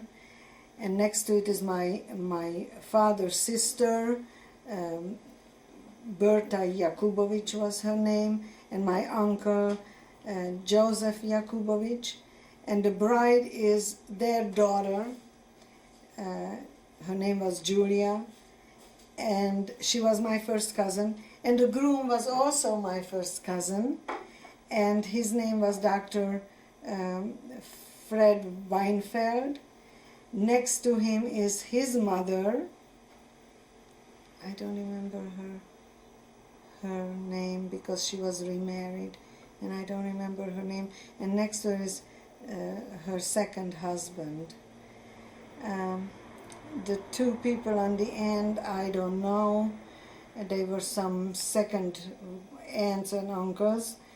I'm not going to describe all the people, but they were all related, either cousins or aunts and uncles. In the front row, the children are, his name was Tibi Jakubovic. He was the bride's brother. By the way, you did an interview with his brother, Ferry, who's on the other, Frank, who's on the other end. Did you do that interview? The two girls on the two sides, I don't know, and in the middle is my little sister, Clara. Those were cousins and relatives. The picture, by the way, the wedding was in Uzhhorod in Czechoslovakia. This is on-site interview with Renee Firestone in Birkenau, Auschwitz, January 26, 1995. My name is Renee Firestone. When I was brought here 50 years ago, my name was Renee Weinfeld. I was brought on these tracks on a train full of cattle cars with my parents and with my 14-year-old sister. I am listening to the wind blowing here and the quiet terrain, and I can still hear the sounds of the masses of people that were pouring out of the cattle cars. I can still hear the cries of children looking for their parents, and for parents looking for their children. It is still in my ears. I hear this mother yelling, "Hannele, Hannele, where are you?" And then I turned back to the cattle car and I called for my little sister,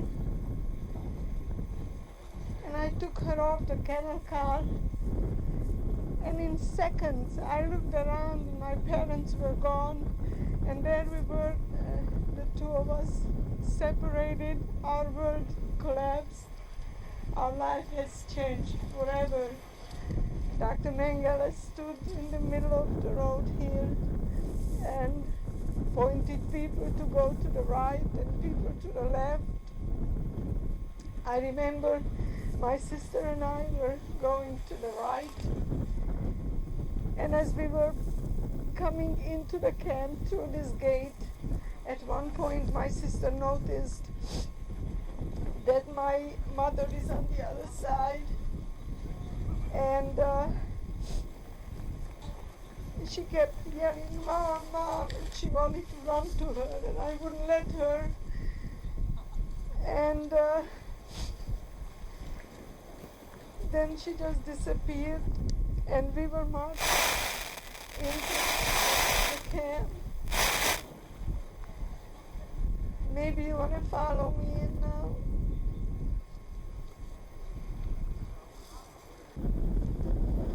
It is hard to comprehend the thousands of people that were pouring out of these cattle cars.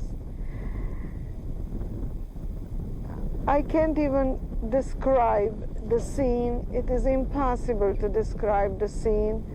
On the loudspeakers, the Nazis were telling us to leave our belongings behind. They will deliver it into the camp. Of course, we had no idea what the camp meant. We didn't know who Mengele was, who was pointing us one direction and the other. And we left the little belongings that we still kept from home. We left it on the railroad station right here. And then my sister and I was walking through this gate. We had no inkling what is awaiting us. We had no idea what this place was, where this place was. We didn't know even what country we are in. We went all the way to the end. We walked through all the way to the end. There is a bathhouse there. That's where we got undressed. They told us to leave all our belongings again in the dressing room, so we took the last piece of clothing off our bodies. We walked into a room which was the shower room. We never came back into the dressing room. Naked, in windy, cold weather like this, we walked out naked on the other side of the bathhouse, and we stood there from about mid-afternoon till approximately midnight. It is indescribable, the pain, the fear, the hunger. And you know, today I'm here exactly 50 years. We're going to commemorate today the liberation of this camp. I just can't believe, I cannot believe that I'm still alive, that I lived it through, that it was possible to live something so diabolical through. I hope that the world will see what was going on here, and will comprehend what it really means to humanity to remember what is going on, what was going on here.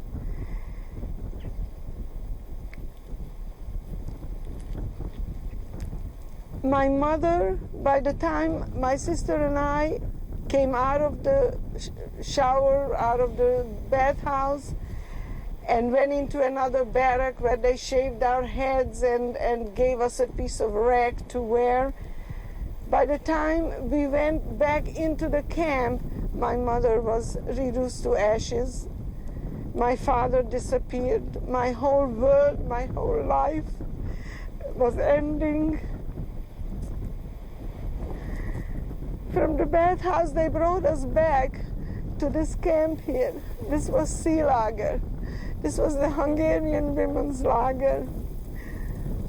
If you want to follow me, I'll take you to the barracks where I was in. This is lager B2C. This was the Hungarian women's camp. I stayed in this barrack. It was barrack 28. You must understand that all these wires were charged with high voltage electricity, that if you just went near these wires, you were killed. Death was around every corner. No matter how you tried to save yourself, it was impossible. Only God could save you here. I remember when I was in this camp, I was still with my little sister. We were somewhere in the middle of the block in a bunk where there were 12 of us squeezed in. We could hardly fit in. In our sleeps, we always had nightmares, but when we woke up, the nightmare, the reality was worse than the nightmare. now that I look around and I see how huge this camp is, I just can't comprehend it, because when I was here, millions of people were here. This wasn't a waste, empty space like this.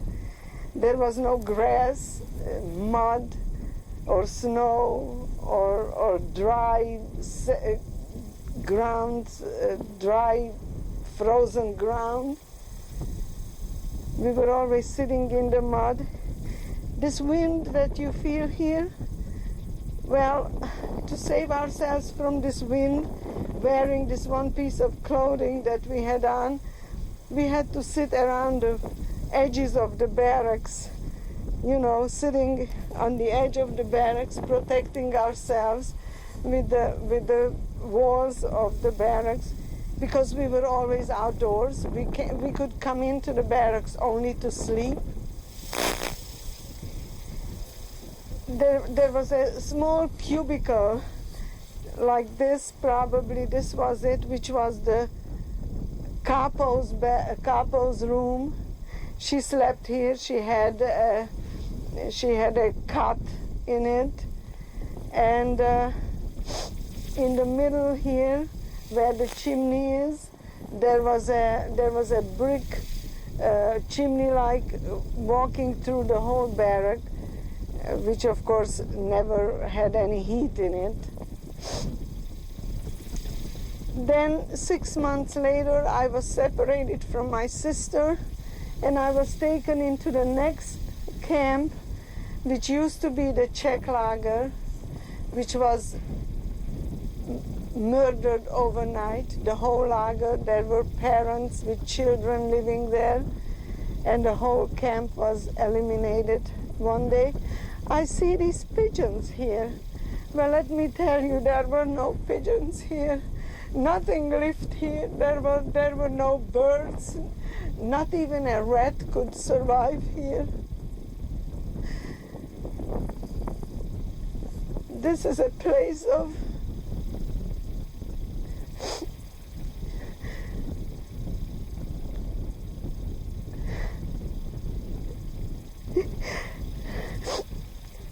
this was Lucifer's inferno. The chimneys of the crematoria were visible from here on all sides. They were bellowing fire and soot 24 hours a day, and we knew that it was our brothers and sisters that were being burned.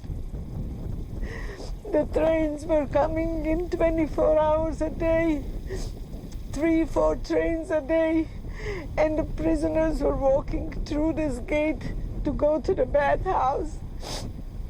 And as they were passing by, we used to beg them, throw your bread.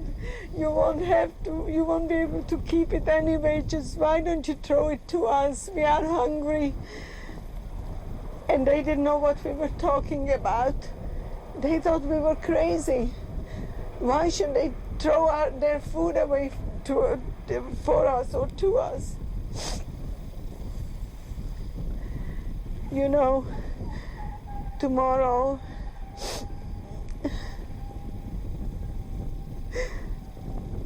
we will commemorate the day when this ceased to be the place of suffering and murder and unspeakable horror to thousands and thousands of my fellow Jews. I can't believe it. I just can't believe it. If these wires, if these bricks could talk, the stories they could tell, the suffering and the starvation and the beatings and the punishments.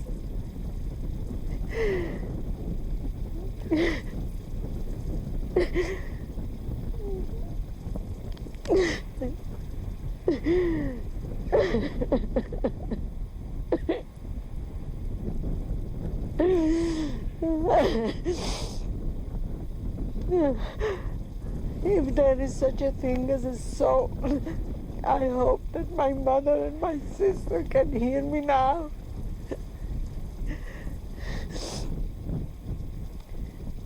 It is their martyrdom that helped me till now to try to help the world, to try to tell the world what happened here. And I want them to hear me say that I will never forget them. And probably soon we will be together again.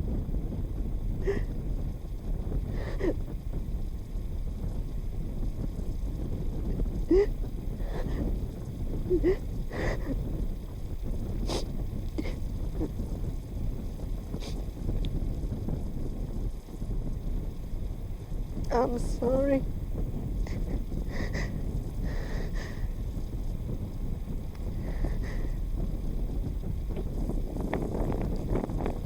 Maybe we should move on.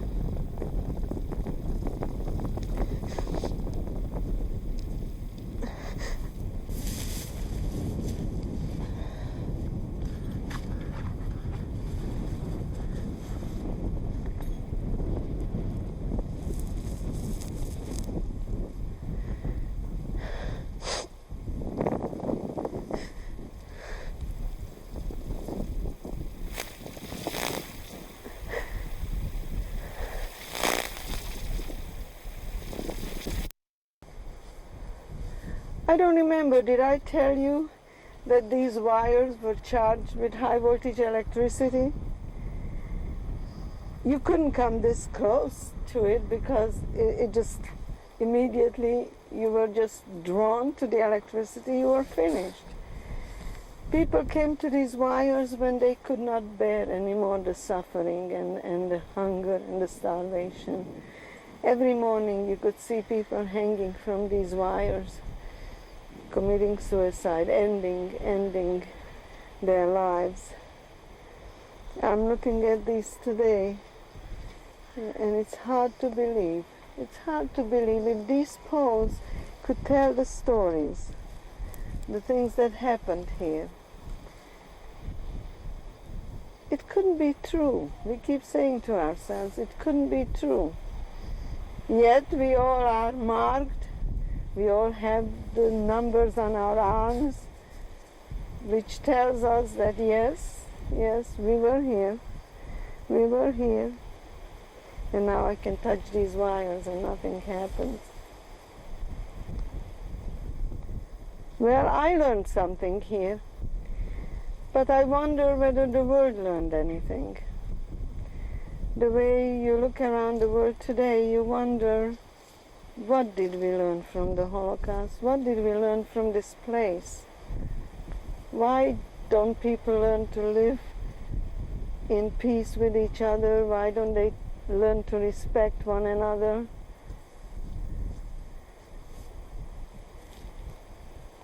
It's unbelievable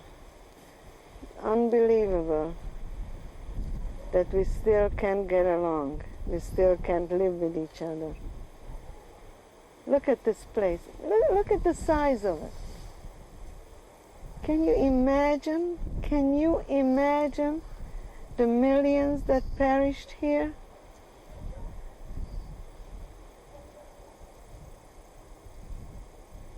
It's hard for me to remember. It's hard for me to comprehend what I experienced here. I only hope that will never happen to any people anywhere in the world. That's all I hope for, and that's all I pray for.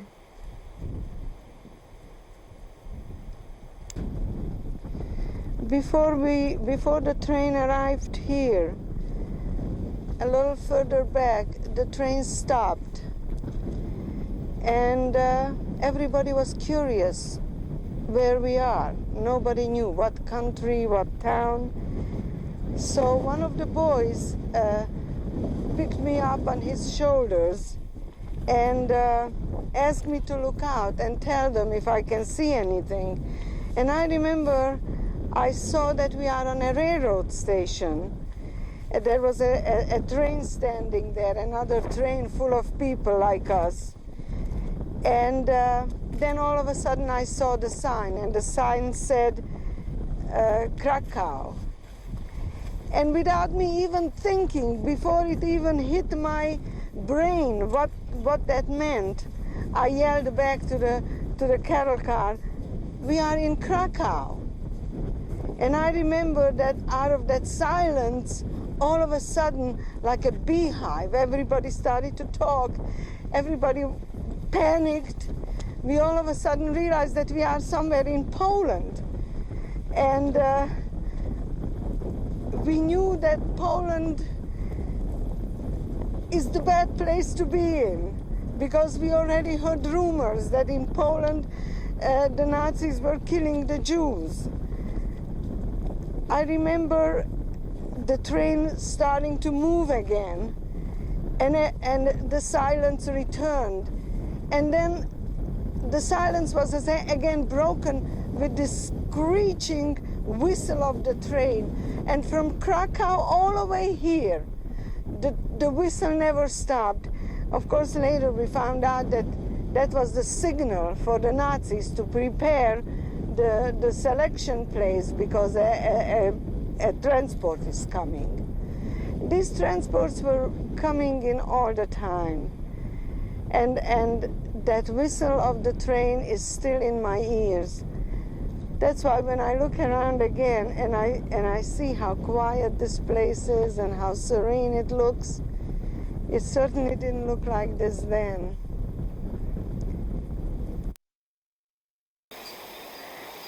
I think this is crematoria number 5.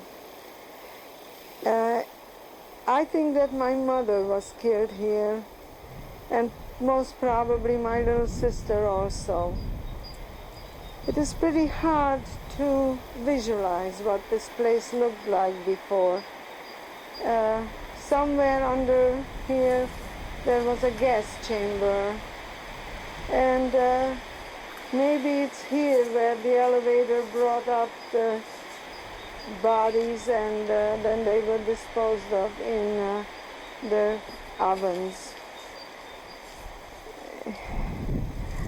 I don't know what I can say about it. I don't know how I can even speak about it. It is so frightening.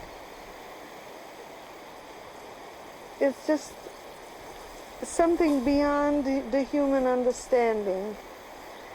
People come here, I see, and they light candles. I've seen a few candles around here. And somebody left a wreath with Jewish colored ribbons.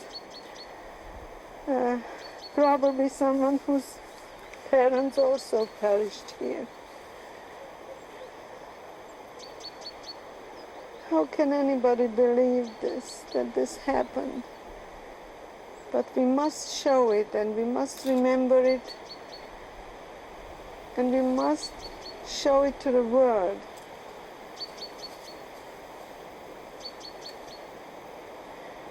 I'm gonna come back here also, and I'm gonna light a candle. You know, I can't even imagine what this place was like. I recently read Dr. Neasley's book, and he writes about this place, and it's just unbelievable how many people were murdered here.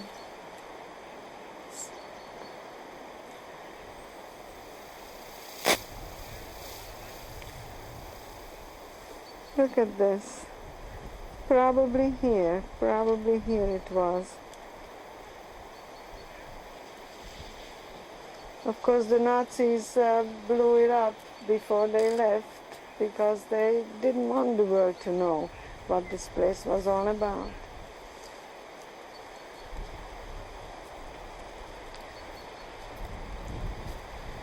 Some of this stuff. Can you imagine if this could speak? If this could tell the stories? If the souls could speak here?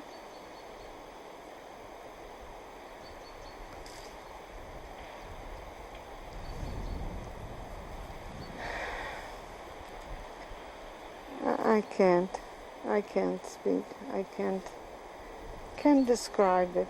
I can't describe what I feel either. I don't know whether I don't feel fear more than anything else. Fear for future generations.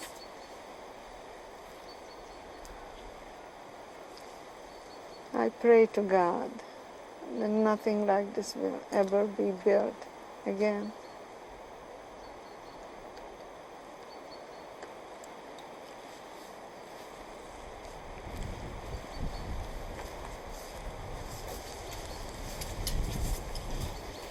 Look at the size of this.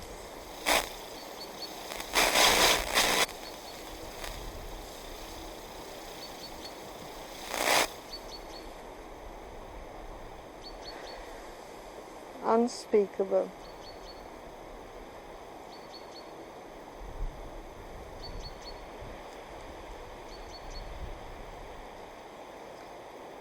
Here I can do only one thing, pray for my mother's soul, for my sister's soul, and hope that they are resting in peace. Because I am not.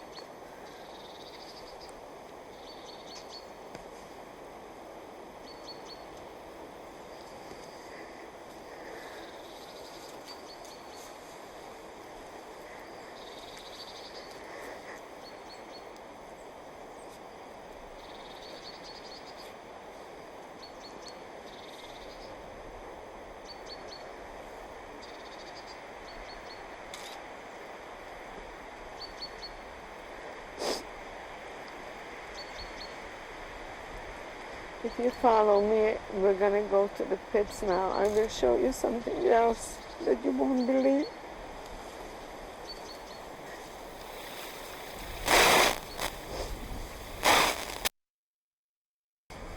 And this is the bathhouse. This is the bathhouse.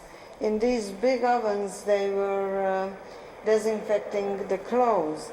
Not our clothes, because we never changed clothes here.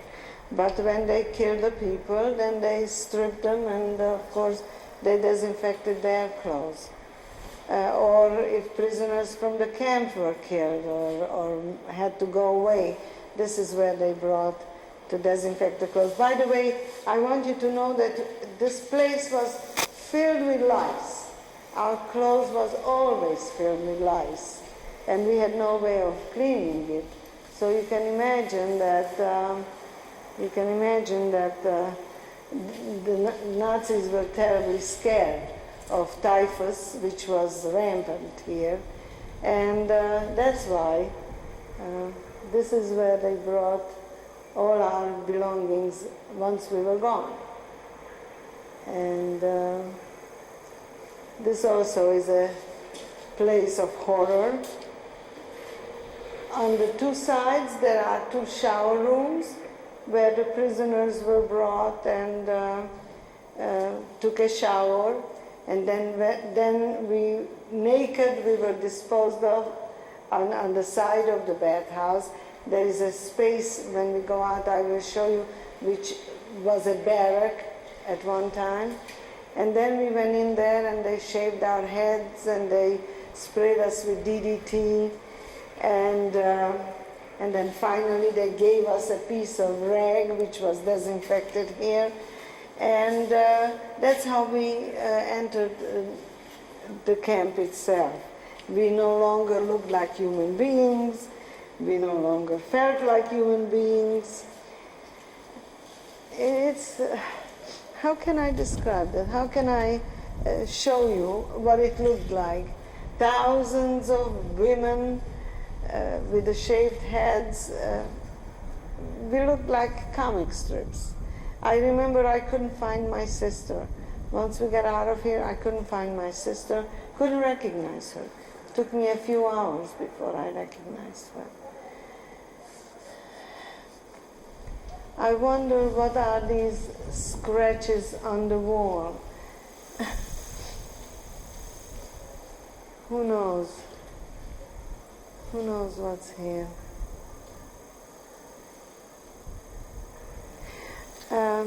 I remember that we we went into an underground dressing room from the outside.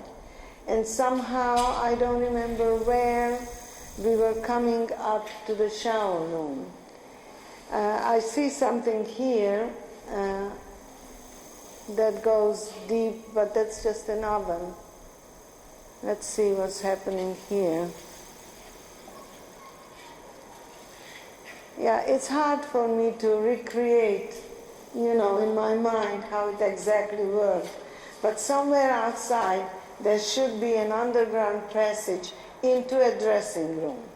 And from that dressing room, once we left all our belongings, they told us to be very neat and to fold our belongings very neatly and leave it in a pile so that when we come back we can remember exactly where our clothing is.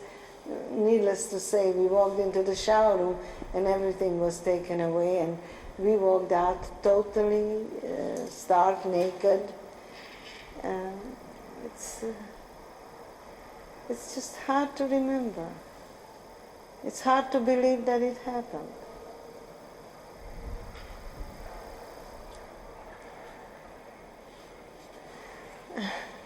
Also somewhere here, I don't know, maybe it was in this corridor, I don't remember.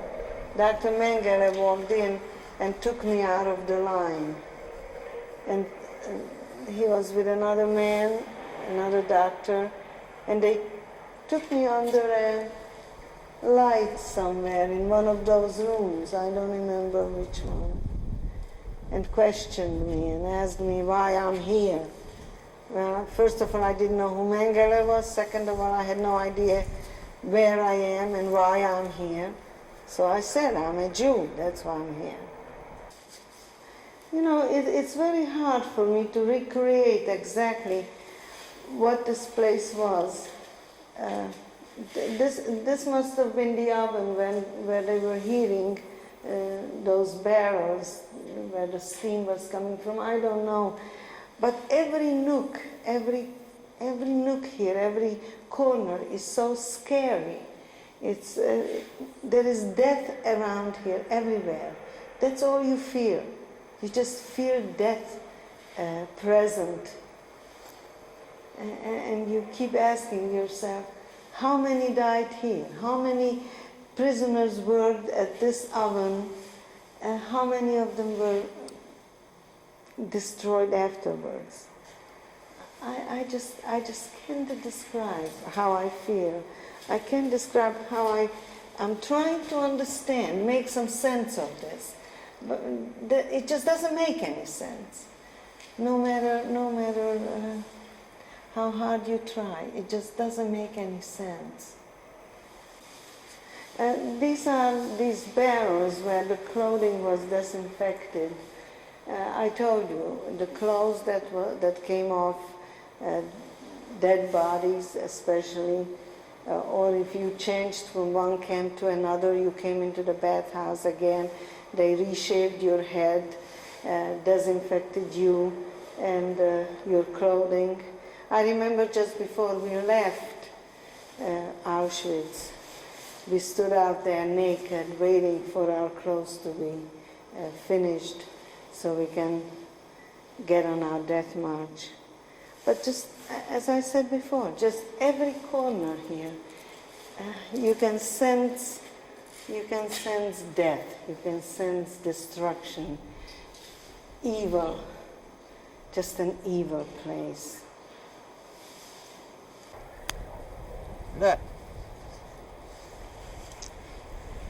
This is where some of the people were unloaded when the crematorias were overloaded and people had to wait to be gassed.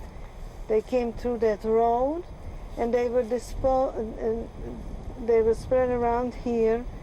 Women, old women, children were sitting around waiting to decide what's going to happen to them. And many times when the crematorias were, as I said, overloaded, and during the final solution it was almost all the time, then they then they dug these pits. There is one over there also, I see, and I think that's the children's pit. I'm not sure. And they were burning people in these pits.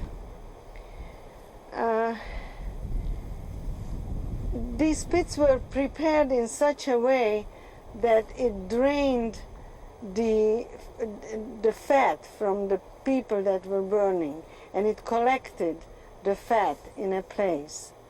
And then they doused the new people with that fat so that the pit should be burning well through the whole time.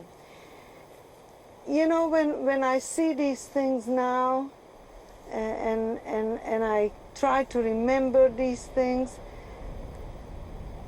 only then can I understand how devilish this whole place was, how premeditated, pre-planned, every corner, every step that the prisoners made was pre-planned. They knew exactly what's going to happen to us. It's unbelievable. It's unbelievable. And we were so naive or stupid that we just walked right into it. Of course, what human mind could have imagined what was going on here? No normal human mind can understand that or imagine it. I still cannot believe what I have seen here. And look at it, it's so peaceful, so quiet. The other day, there were 2 deer roaming around this place. There was nothing alive here, nothing. Everything was dead. Even those of us who stayed in the camps were already dead. And we knew that we are dead. We knew that there's no way we are going to survive. It is really only by a miracle that it happened, that I'm here. Only by the grace of God.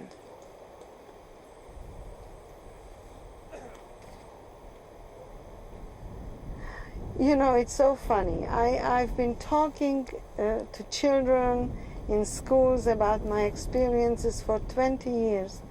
Now that I'm standing here, the words just don't come, because there are no words for this. Whatever I say is so meaningless, so trivial. You can't really describe this.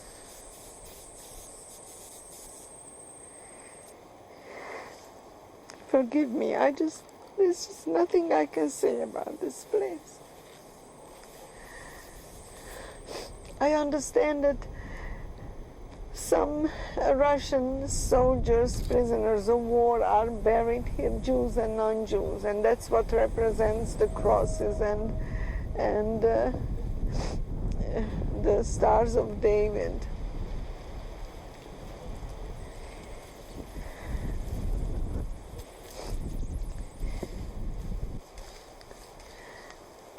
I see these guardhouses.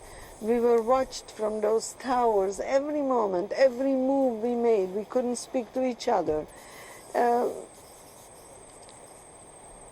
Every human being who survived here was on his own, and every life was in danger every moment of the stay here. Nobody believed that we ever will leave this place. We just couldn't believe it, because we saw what was going on here. The chimneys were burning 24 hours a day, and the fire was bellowing out of it. You could see it, you could smell it. It permeated this whole territory. You know, people in the city say that they didn't know what was going on. It's impossible. It's impossible. The smell permeated this place in such a way that it ate itself. The smell ate itself into our flesh. For years I could smell it on myself. There's just no way they didn't know. No way. And What should we say about those who claim that it never happened? How can we convince people? Look around. How can we convince people that there was a place that resembled only hell?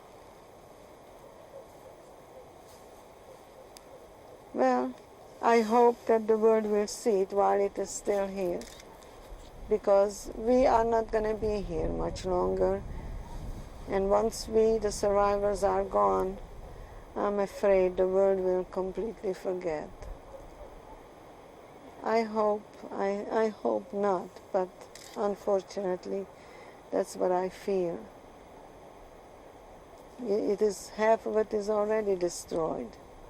How much longer that the whole place is going to be cleared? And who knows, some apartment houses will be built over this place where we left our loved ones, where there are no graves for them. There's a little river not far from here called the Vistula, and the ashes were disposed in that river. And I understand that even today, at summertime, when the river is flowing, you can see bones and teeth on the surface. How can we tell these people who say it never happened, come here and look around, see what's going on, see what it looks like?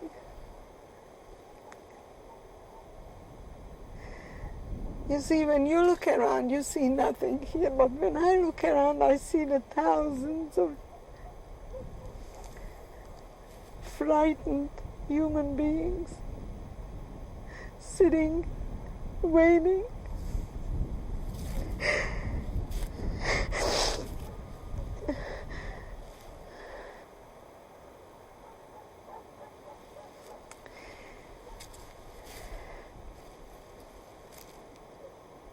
Please don't ever forget.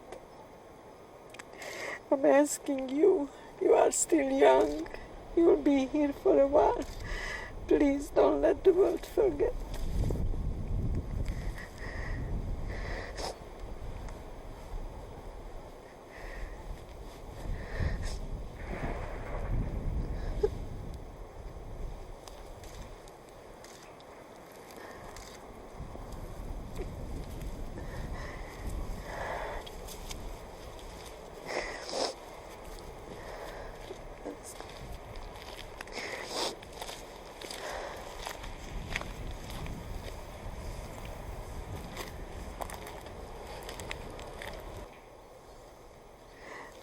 That's the plaque in memory of Edith Stein. She was a nun who was brought here because she was Jewish. She had a Jewish grandparent, or maybe even a parent, I'm not sure. But some part of her was Jewish. So she was brought to Auschwitz as a Jew and killed here. And that's the plaque that probably the Carmelite nuns put up for her.